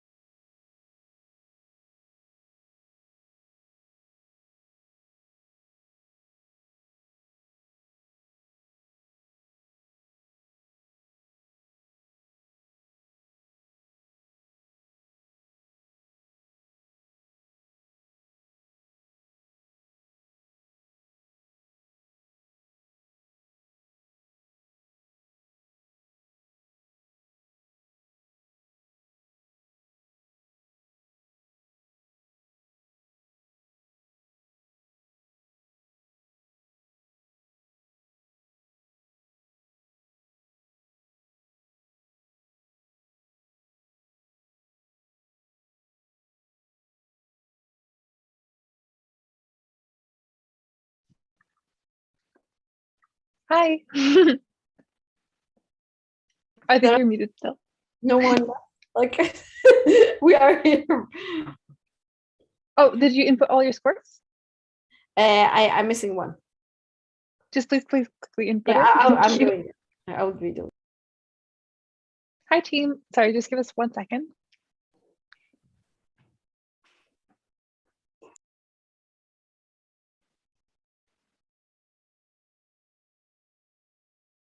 I think you can start the feedback. I will continue while we are doing the feedback. No problem. So we'll begin the feedback period. So judges, do we have everyone? Yes, we do. So judges, you begin the feedback period. Can I suggest, Ada, you want to go first since you went last time? I know you got more of the questions in, but why don't you go first for your feedback? Okay. Sorry, don't cut you out. I don't want to cut you out. Okay, so I was like planning not to talk at all, but okay, guys, thank you very much. You did a great job. You get into lots of the details. Just things to keep in mind when, like, if you are presenting tomorrow again, like the infrastructure that you will need for the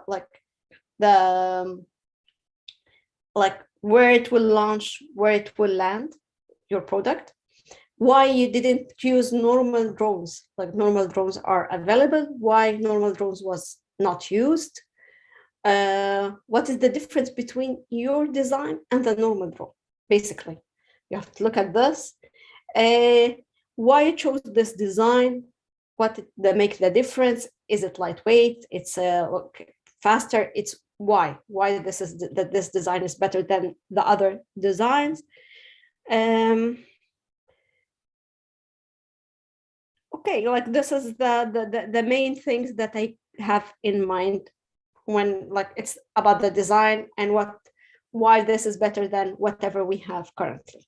Okay, and also look and research if any like organ transplant has been, like, drones have been used for organ transplant in Canada in general.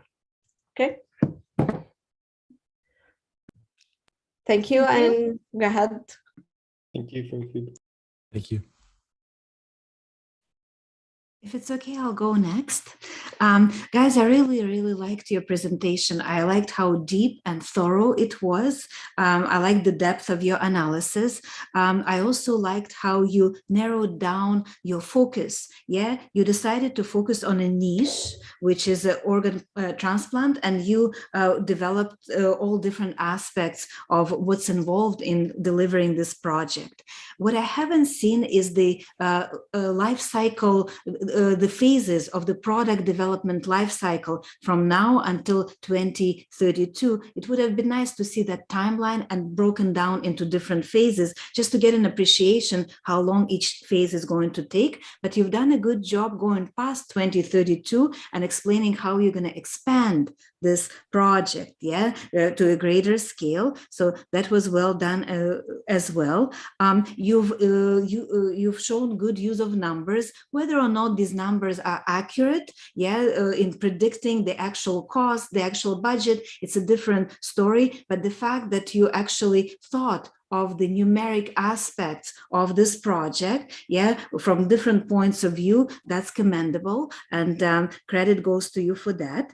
I also really like that you created a compelling case to sell the project to the government, to obtain the alignment, obtain the buy-in, and the points that you used in justifying, yeah, pursuing this project, that was well done as well.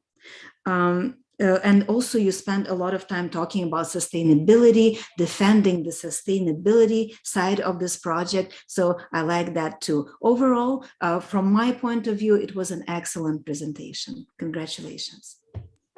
Thank you. Thank you. Thanks, we appreciate it. I'll go next. Just to echo Lilia's appreciation. Really good presentation, really good dynamics in the team. I like the way you handled the question, and Ada asks difficult questions, and you guys did really well. So kudos on that. What stood out to me was kind of your mission, saving lives on the planet. I really like that. I think you should lead with that a little bit more. It's very compelling. One thing that, and I like that you broke down your kind of your target demographics when selling and marketing to, the general population and the government. And I would say maybe it would be nice to talk a little bit more how you're going to do that, how you're going to reach them, especially for the general population. There's so many ways that you can campaign and get your wonderful message out. Maybe talk a little bit about that. It's very different as when you talk to the government and other officials. So, but overall, I really liked it. Great presentation. I liked the graphics, and it was really, really lovely to listen to you also. Good luck. Thank you. Thank you. Thank you very much. Okay, so I'll add my little bit too. This will be a bit more general. First of all, we weren't sure if you guys had introduced yourselves properly at the beginning. And so we weren't sure if you were all like engineers or business students or whatever. Okay, so now it could have been a slip on our part because of the way things were set up, but just make sure if you do go through to make sure that you do present yourselves clearly at the beginning, because that brings in different aspects of the case as well. I think I love this. I loved your solution and stuff like that. I will say that, and you did present it very well actually, and you did deal with the questions well. I would say that the thing with when you're using numbers, it's great that you can justify a lot of things with numbers, but be careful and be prepared to really people to pull those apart and really, because you're going to have to justify them. All right, the fact you don't have a cost for training in 10 years down the line, for instance, it's like, why? I mean, you could spend the whole time just pulling apart your numbers. So do be prepared for that. But overall, yeah, and I guess what's the other thing I would think? Yeah, maybe a little bit more development on the progression of how you'd see this product going forward would be interesting. And as it's already been brought up, do look for, there are solutions out there, so do look for them, because people have been working on this. I know because we've been involved with a few of them. So there are some that they've been trying to get to market. They're just not quite there yet. But guys, honestly, great job. Well done. Very much enjoyed it. And thank you for that. Oh, let me ask, where are you guys from? Can I ask? Oh, I don't care. Yeah. Oh, I can't ask. Oh, I can't tell the university teams okay, for but sake of fairness. But we'll see towards the end. we've already judged it. It's not going to change anything. We're just interested to know. Well, there's still the finals round, and it's on live stream, so we're gonna hold on to that. Okay, but thank you. All right, But well no, done, guys. well done, team.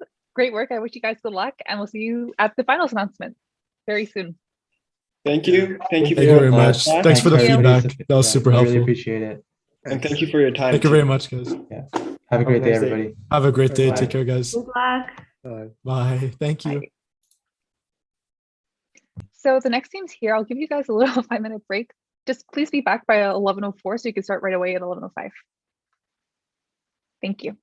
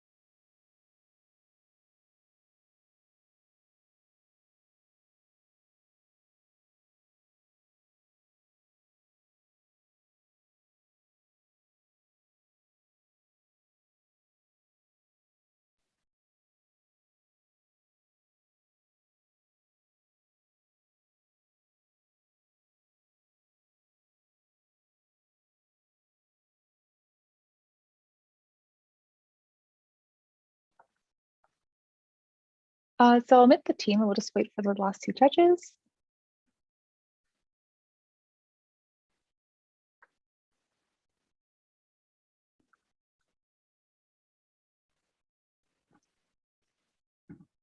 Hello, team. Hello. How are you guys doing today? All good. Hope everything is the same likewise. Yes, thank you. We're just gonna wait for our last judge. But in the meantime, welcome to the final presentation. I know you guys worked very hard into coming to this as your third challenge. So just a breakdown overall, as before, we have 5 minutes for setup, 50 minutes presentation, 50 minutes for Q&A, 10 minutes for the judge deliberation, and 5 minutes for the inputting scores. I'll move you guys to a separate breakout room. And finally, 10 minutes of feedback. Got so I would let the judges quickly present themselves.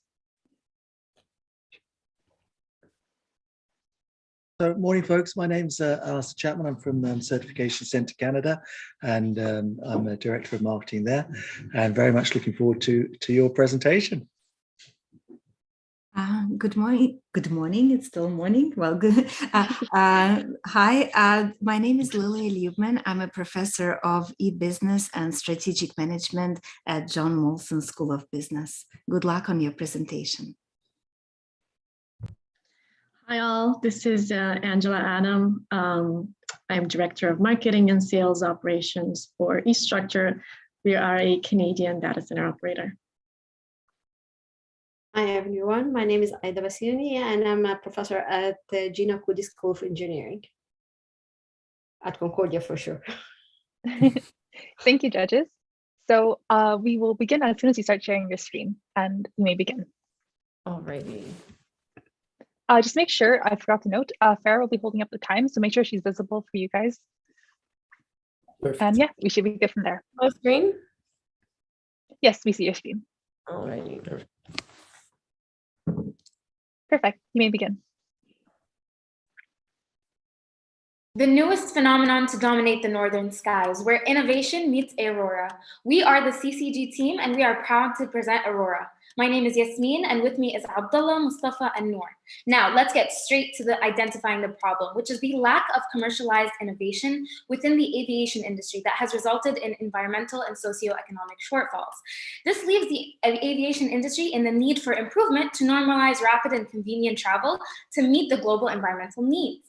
Our objective is to create a product system that significantly reduces carbon emissions of the innovative aerospace solution. And so we do this through a solid proof strategy of developing a carbon neutral tilt rotor aircraft, catering to cargo and individuals that can be transported to underserved communities and cater to medical use cases.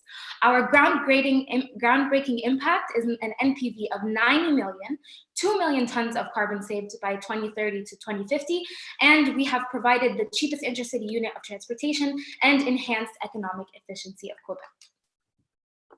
Now, these are the following problems that we have decided to tackle, and I'd like to highlight fuel consumption, I'd like to highlight medical supply transportation, and I'd like to highlight connection to remote communities, especially because of the inefficient supply chain as our main targeted problems through this following solution. And our solution is a tilt rotor-based aircraft, which utilizes various integrated technologies to provide a carbon neutral solution for short-haul cargo, passenger and medical transportation, with possible expansion to all remote locations across the Great North. Now, the objectives of our product are simple. First and most importantly, it needs to be sustainable and it needs to be carbon neutral. Canada needs to lead the way to the 2030 SDGs, and by the time this solution is in the market, we should have achieved that.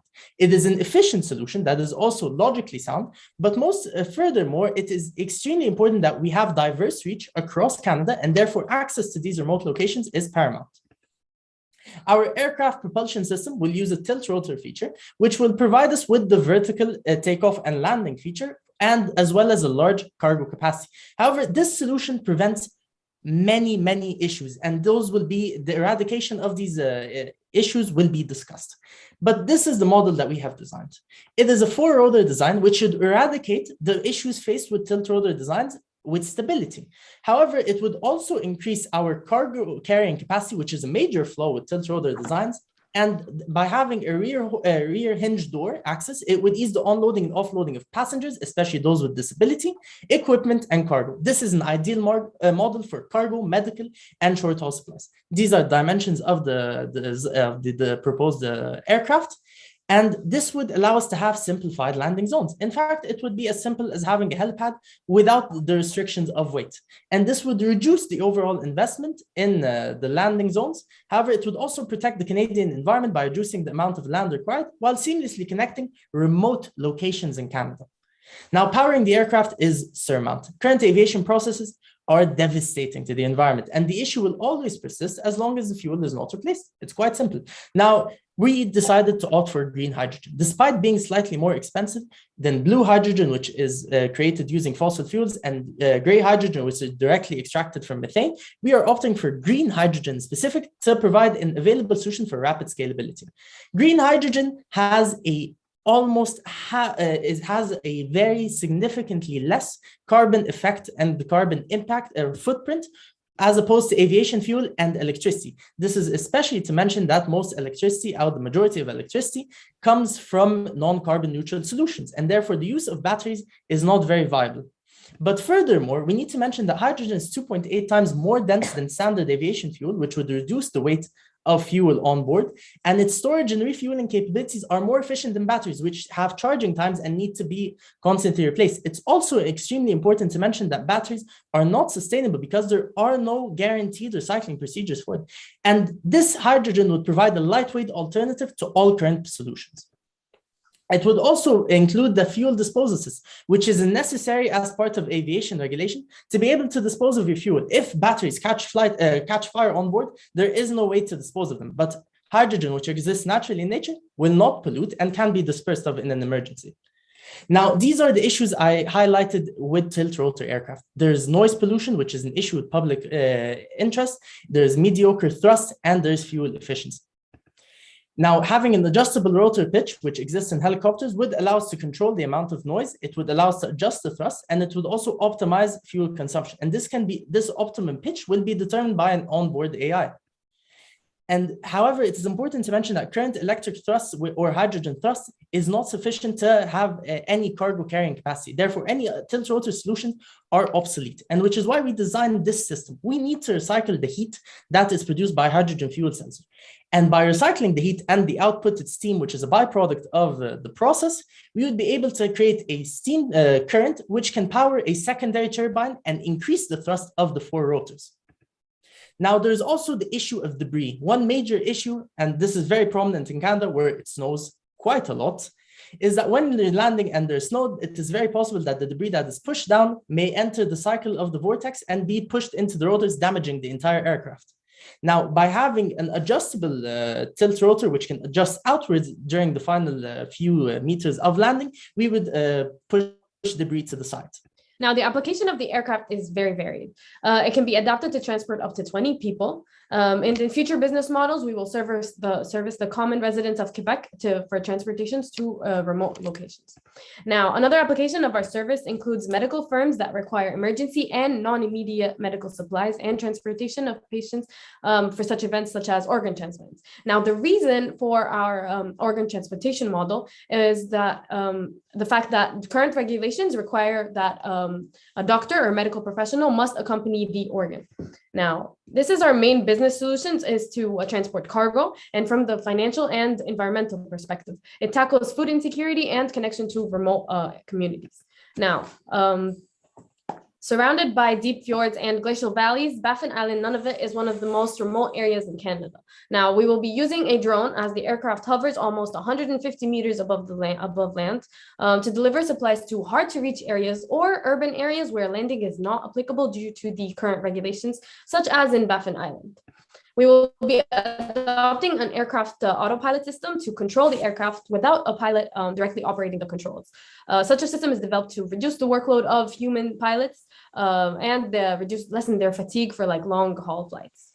It will also segue into a more autonomous future of aviation, given that the mandate of the case requires us to launch in 10 years. But using today's technologies and regulations, we adopted the autopilot system.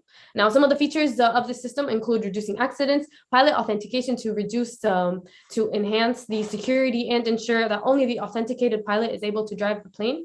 And emergency landing procedure will be provided in case of bad weather, engine failure, or even if the pilot authentication is not approved. Auto landing will take in effect if the pilot is not identified or in case of an emergency. Using a data set of flatland images, we will create an AI program that is able to identify flatland areas for emergency auto landing. We will also be deploying a geographic mapping system. Now, the system is able to create, manage, and analyze all types of data for geographic mapping. Some of the applications of geographic mapping include mining, construction and infrastructure, agriculture, and environmental and wildlife monitoring. The estimated addressable market was determined by finding the total Canadian freight market in parallel to our initial business model. We have used the local freight trucking market, and that leaves us with an operating in a market equating to $13.74 billion. Our value proposition is as follows. For the remote locations and regions and those that are isolated due to non-existent road systems, our solution, Aurora, is a critical tool for economic and social development. We will transport medical services, letters, parcels, perishable foods, all of those which are taken into account, especially for the northern populations, and in terms of will provide more sustainable mobility. And through the perception of reduced sound pollution and the reduction of decibel levels, it'll be critical for winning public acceptance. And finally, with geocoded passenger preference, we'll be providing imaging for wildlife, agriculture, and construction planning. Our competitor analysis evaluates the landscapes of all our proposed business models now and in the future. And so let's go straight for cargo and parcels. Air Quebec offers competitive pricing and reaches regional remote markets. With its fleet and smaller capacity of about 78 seats, this company is better suited for regional markets in Canada. However, the firm limits their acceptance of cargo because it only accepts due to their in parallel to their commercial flights.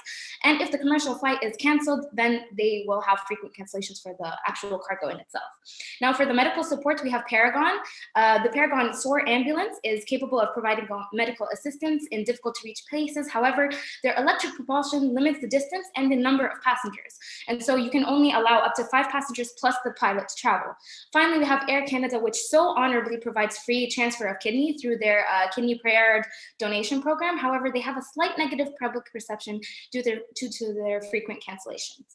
As our client is C3 and not within the mandate of the company to manufacturing, we have all the following partnerships with an important emphasis on Bell Textron to provide the rotors and through their Maribel factory, and MTMDT, which is important for airport landing, as they own 26 airports and 8 heliports in the following locations. So looking at the roadmap, so we split the roadmap into 2 phases. This phase concerns the pre-commercialization, and given the mandate of using the Appendix 4 estimated research and time, we used these following assumptions. So total investment will be around $600 million, and we will use the lower threshold for research. However, we estimate, given that VTOL research already exists, this timeline in terms of time and financials will be less. Moving on to the commercialization phase, in 2023, we see our early commercial launch with an annual production of 3 years, and 3 years down the line, as we are building our productive capacity, we will be able to mass produce the eVTOLs and enter the Quebecan market. And phase 6, which is 2036 onwards, we'll be able to diversify our operations. And our operations are plentiful. So this includes, in addition to cargo, transferring passengers, ambulance, increasing eVTOL capacity, increasing the thrust efficiency will in turn increase the potential passengers and cargo, and international expansion. In addition to selling the VTOLs themselves. Looking at the financial assumption, this is extremely important, and I urge you to pay close attention to the unit economics. The total cost per mile for the eVTOL is $1.57, and this is projected to be in 2030 with a reduction in the cost of green hydrogen. And this is extremely important to note that this is the cheapest form of transportation for similar transportation devices. So in comparing this with light trucks, it is cheaper. And it is important to note that our eVTOLs were designed to have a payload that is similar to light trucks, which moves on to my next point on its importance.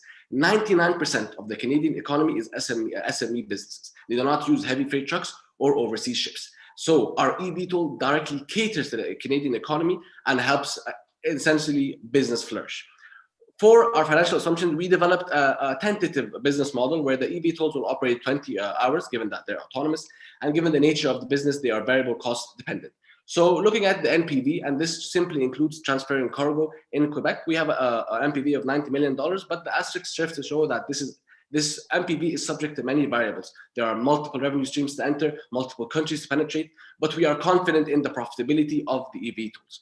Looking at, given an NPV of 90 million, we will be able to save 2 million tons of carbon. However, we are looking to enter the light trucking in between intercity. And it's important to note, intercity trucking contributes 16 million tons of carbon annually. And through our EV toll, this is what we will be able to reduce every year. Our sources of funding for this project includes the Canadian government, private companies in exchange for tax returns, and the NRC, which are engaged in similar research. Our operational risks or mitigation are mainly three. Delays in, firstly, there are delays in R&D, but given the existence of similar products, this risk is unlikely. And secondly, our regulation of autonomous piloting.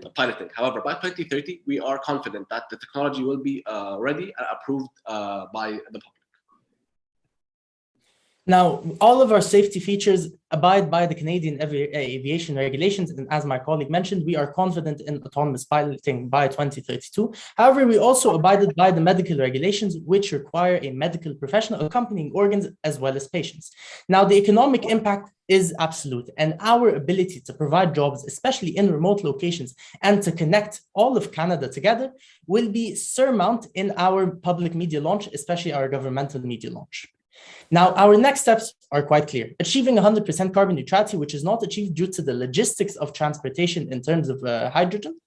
We want to scale across the entirety of North America. We want to expand our capacity as well as our flight efficiency, especially from an engineering perspective. This is surmount to always improve your current technology. But most importantly, we also would like to abide by the sale of patents and royalties to compensate the heavy R&D investment that was required by the mandate. We are also solving the following 6 SDGs, which is about 30% of the total SDGs. And I believe that's quite a significant contribution to having a better tomorrow. In the absolute conclusion, it is important to note that our solution is efficient and fast. It is extremely sustainable. It is extremely cost effective, as we've run you down, but most importantly, it is the foundation for the future of aviation. Thank you very much for listening to our presentation, and we are CCG Consulting. Thank you, team, for the wonderful presentation. You can stop sharing your screen. So we'll now move on to 15 minutes of Q&A. So judges, the floor is yours.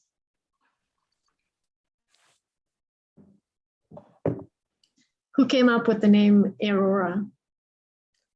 It was a team effort. We wanted to call it Aurora, the idea of Aurora in the northern skies. Yeah.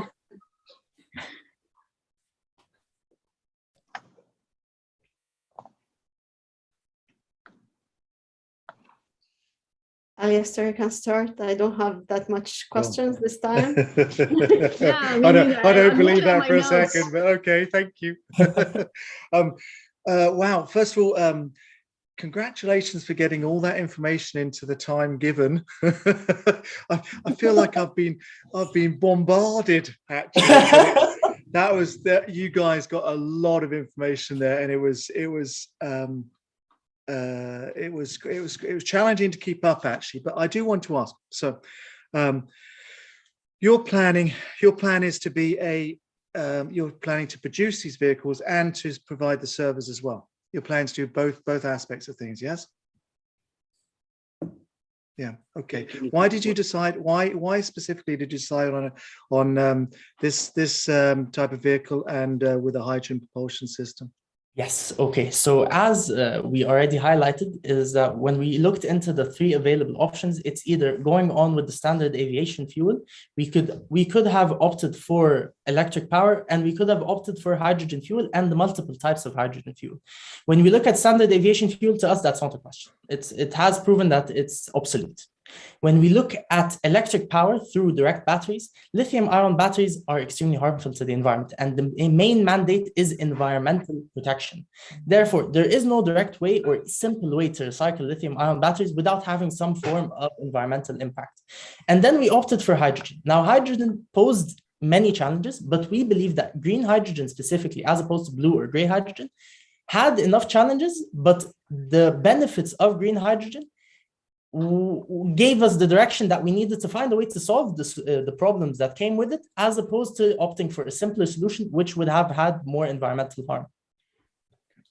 All right. Colin, what was the following question? Okay, so, and out of the services that you're going to be providing, what is your primary service and your primary service going forward? Where do you want to get to eventually? What are the two main areas that you want to be actually involved in? Because you've hit on everything. We've hit on an awful lot. Can you tell me that and justify why you chose that? So our main revenue stream from, or the main use of the eVTOLs will be for cargo transportation for multiple reasons. The first is from an environmental perspective. So intercity trucking is extremely polluting on the environment. So as I mentioned, 16 million tons of carbon are produced annually today.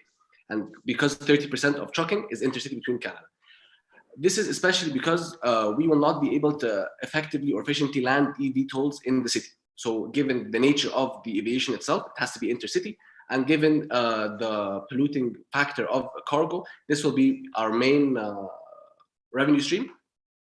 So this answers your question. I'd also like to add to that specifically is that when we looked into the current regulations, helicopters themselves have very strict regulations, especially when landing within cities. And I don't believe, due to the nature and the threats posed by having inner city transportation through aviation, I don't believe that that's going to be something that's solved later on, except if we completely design a new city that's fit for something like this. New York just banned the use of helicopters until there was a new mandate that would allow for inner city travel of helicopters over the airspace of New York City. And therefore, we opted for something that's inner city directly. However, for the advanced future, we do want to target the common public, as we mentioned before, because once the infrastructure has supplied the supplementary ways in which we can actually travel intercity, then we'll be accustoming to the 44% of people that don't have access to work, and we'll be enhancing this economic opportunities for the people in remote locations and regions in Canada.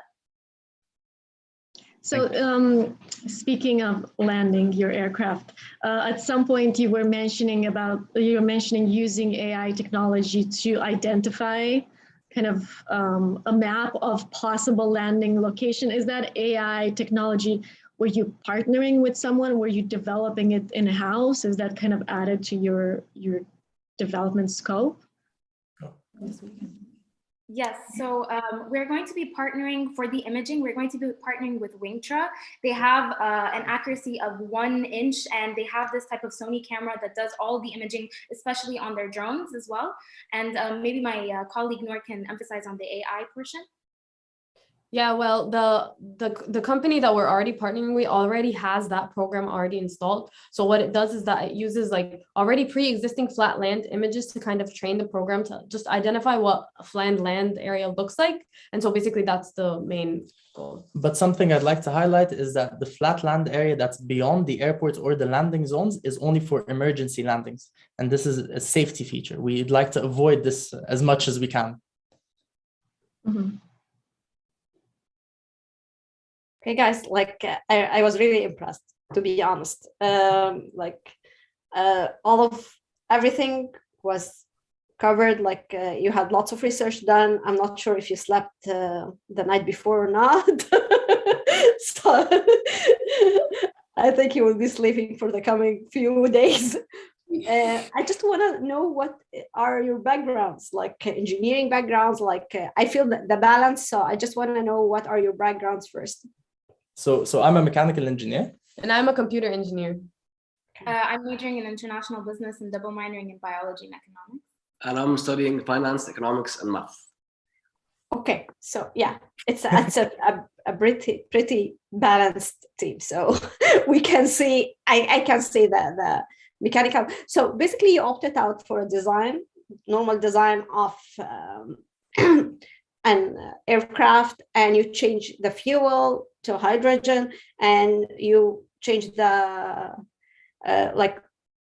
it's the parts where for landing to be tilted as you need to land it. Okay, changing the fuel to hydrogen, what it would bring to to change the design. Like our current motors use the normal fuel. If we go for electric batteries, then we have our normal designs.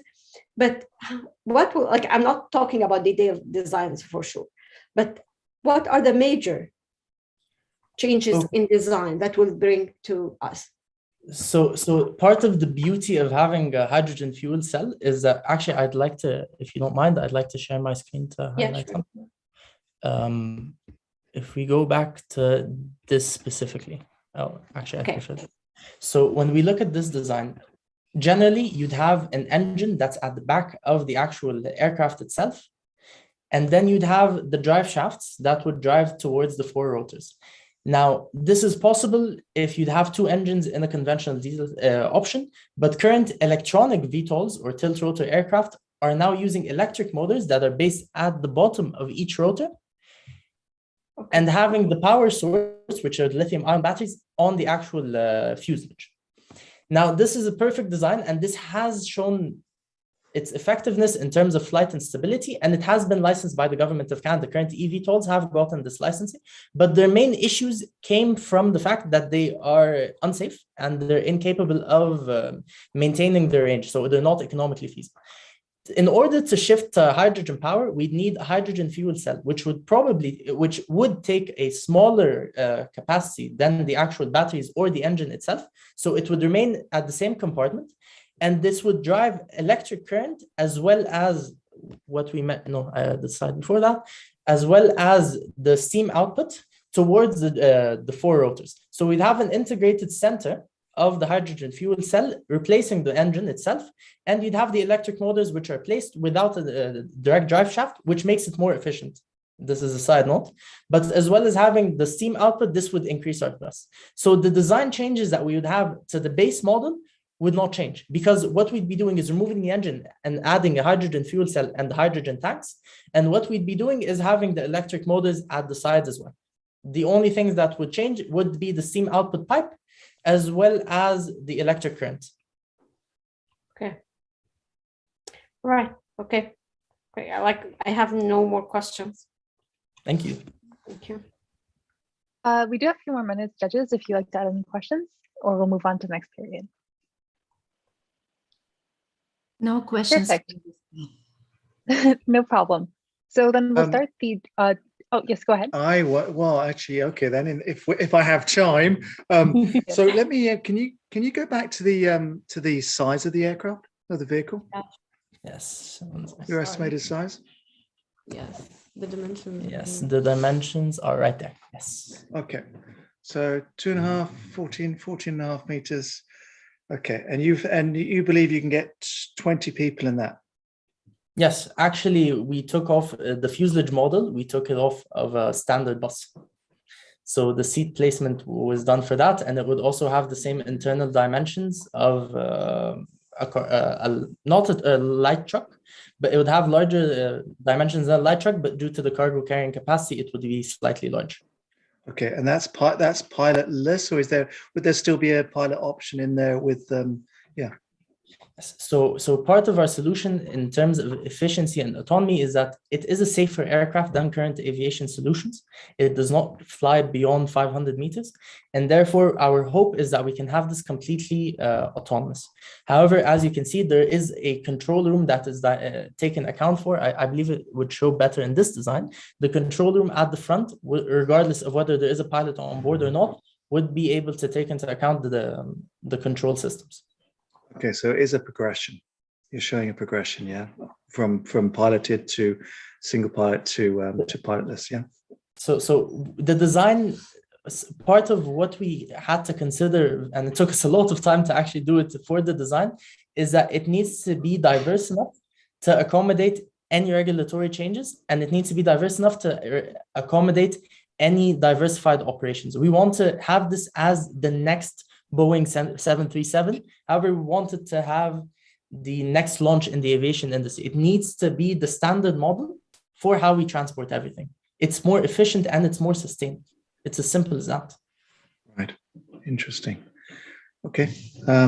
Final question. I've still got time. Where are you going to get so what if you have to land in these remote communities? Where are you going to get the hydrogen from? Are you going to provide hydrogen to all these communities as well? So actually, the hope is, in terms of a logistical perspective, is that the hydrogen would be replacing the aviation fuel. It's the same concept as of having the aviation fuel at all of these remote communities. But something to mention is that especially if we're looking into the operations within Montreal and within Quebec, you're not going to have a distance larger than 1,000 kilometers. Therefore, based on the range, which is about 1,380 kilometers, we would be able to have a two-way flight on a single fuel capacity.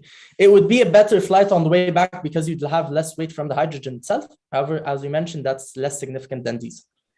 So we'd be able to actually conduct multiple operations. And even if we're going to a very remote location with no access to fuel, that would be accounted for because of the increased range, because of the solutions that we take into account, because current tilt rotor engines or current tilt rotor designs or hydrogen fuel designs or batteries do not have this range. And that's why we are aspiring to have range in order to take away all of these logistical concerns. Good answer. Good question. Okay, done. so I believe time is up for the question period, so that's great. So we'll now move on to the 15 minutes of deliberation, and in that there's 5 minutes of inputting scores judges. So I'll split you guys into breakout rooms, and participants, I'll join you guys in the breakout room shortly. Well Thank done, you. folks. Thank you very much. Thank you. I'm just gonna open this. Thank you.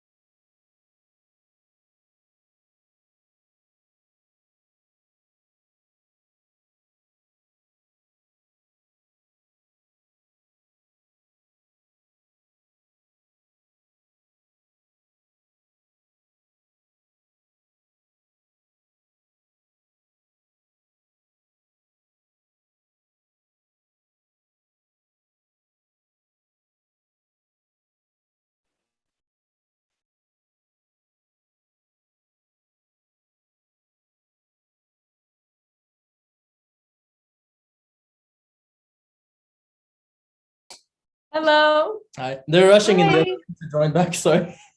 No problem. We'll just wait for last team. Perfect. Okay, so now we'll have our 10 minutes of feedback. So judges, the floor is yours. Yeah, I will go first. Thank you so much for the presentation.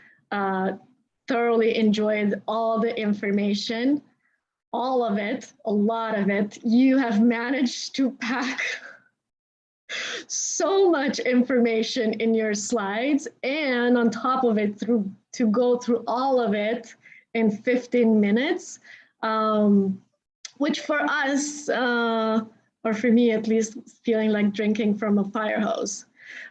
So I think sometimes when you have so much good information, you do want to convey it. Of course, you've put so much work in it, so much research, but you want to convey it in a way that your audience actually has time to understand and absorb it. And sometimes it's good to read the room, and I know it's a bit harder doing it on camera, but if you see that people have their, like, they're having trouble, keeping up, maybe that's your cue to slow down a little bit, to let people really understand. So that would be for the delivery, that would be my advice. Pace yourselves a little bit, slow it down, and give people the opportunity to understand all this great information, and appreciate it, and perhaps have questions. At the end, we were struggling to ask you questions because really I was looking at my notes. I don't know where to start. I don't, so, and then in the beginning, you did your intros, very nice slide. I would say take a few moments to really introduce yourself so that the name and what you're studying. So don't gloss over that part. It's very important.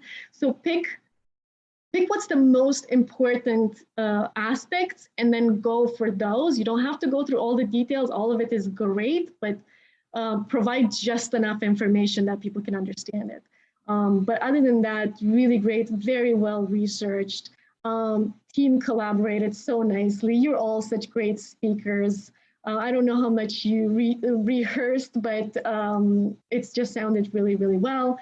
So love the presentation and the style, and one of the things that I caught on from all the stuff that was there, thankfully I caught on something. I was looking, you were talking about funding, which obviously you want to have funds to put behind this wonderful project. And you touched on, you're going to get some research credits and some money from the government, and then some from private firms. I would have liked to see how you would have messaged your story differently, because they all have different interests, right? When they provide you with that support, with those funds, you'll have to tell a bit of a same story from a very different angle. So I would have liked to see that, how you're messaging the same thing differently depending on your audience. So always think of the audience. And that's my 2 cents. Otherwise, great job.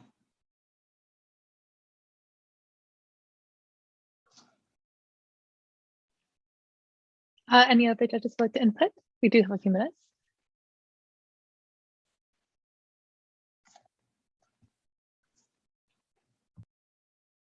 Yeah, sure. I can add to that.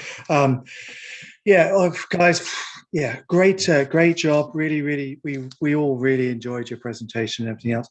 We can't overemphasize, there was a lot of information, and the judges who are going to be judging this later on, if you go through, they'll be, they're going to be tired and fatigued and stuff as well. So do consider that. There are a couple of things. You've got so much information that it does allow you to also gloss over areas that might be a bit problematic. We didn't touch on, hydrogen storage, both on the plane, and also, the biggest challenges that actually presents for any sort of vehicle is actually how you're going to store that hydrogen and everything else. I'm sure you'll be prepared for it, but do think about that. I'd also suggest the thoughts on how the real benefits to the area, emphasizing those. At the moment, you're doing everything. And it's funny because one of the questions in the judging thing is the feasibility, and if you're trying to do absolutely everything, it's going to that's problematic, that's difficult. So I would a suggestion going forward would be you offload as much as possible to other groups, other companies, to say we're gonna outsource this to whomever or whatever, rather than actually trying to do it all yourself. Okay, but overall, great job, and well done. Really enjoyed it. So. Thank you so much for your feedback, both Angela and Alistair. Thank you so much. Okay, guys, we really enjoyed your presentation, and it's unlike me in all other presentations. I don't have that much questions, and I don't have that much feedback. I'm not sure. Is it because we were rushing through the presentation? I didn't have time to write my notes, or you covered all the aspects and that was great. So, but as both of them, like Angela and Alistair said, just pinpoint the important parts and slow down the pace. That's it. This is the most important part. Check what are the most important parts in your presentation, slow down the pace a little bit, not that much, a little bit, and that would be great. And thank you very much for your efforts. Thank you very much for your kind words and your question. I thoroughly, really enjoyed that question. And what I could add is just pinpoint some of the things that I was able to extract from all that avalanche, yes, that came over. I really like. Well, obviously, you addressed the broad spectrum of issues, and that's definitely great, because it's good that you thought of so many things that are relevant to this case. I like that you calculated NPV. I like that you identified the problem so well, so that created the good start for the further analysis that you provided. I really like that you considered capacity of your aircraft, because it's not always, sometimes it's been overlooked. And it's excellent. I find that you've done competition analysis. You didn't ignore the fact that there is competition out there, and you actually looked into your competitors. That was very well done too. And overall, you've done good research, good justification. I was impressed that you looked at the number of small to medium businesses, and those types of little things that matter. Yes, those details. So that was very well done. And yes, like all the other judges, I felt that the presentation was hurried. I was trying to keep at the same pace as you. Yes, so and I understand why. We all understand why, because you try to compress everything in there. But it's just at some point you've got to consider your audience too. If your audience cannot digest, then what's the value of all that information, right? So there has to be a little bit more balance there. Just pay attention to that. But great job overall. Thank you. Thank you. Thank you so much. Yes, thank you, team, and wonderful job on the presentation. I would like to say congratulations on behalf of all of us. So we are looking forward to seeing you guys at the finalist announcement very soon. Thank you. Well, I'm extremely sorry for the rush of information. Hopefully you enjoyed. It's okay. We'll digest it over the weekend. Exactly. Thank you. Thank you. Thank you, guys. Thank you very much. Bye. Judges, if you could just stay for 1 second, I just have to say one more thing. Just gonna end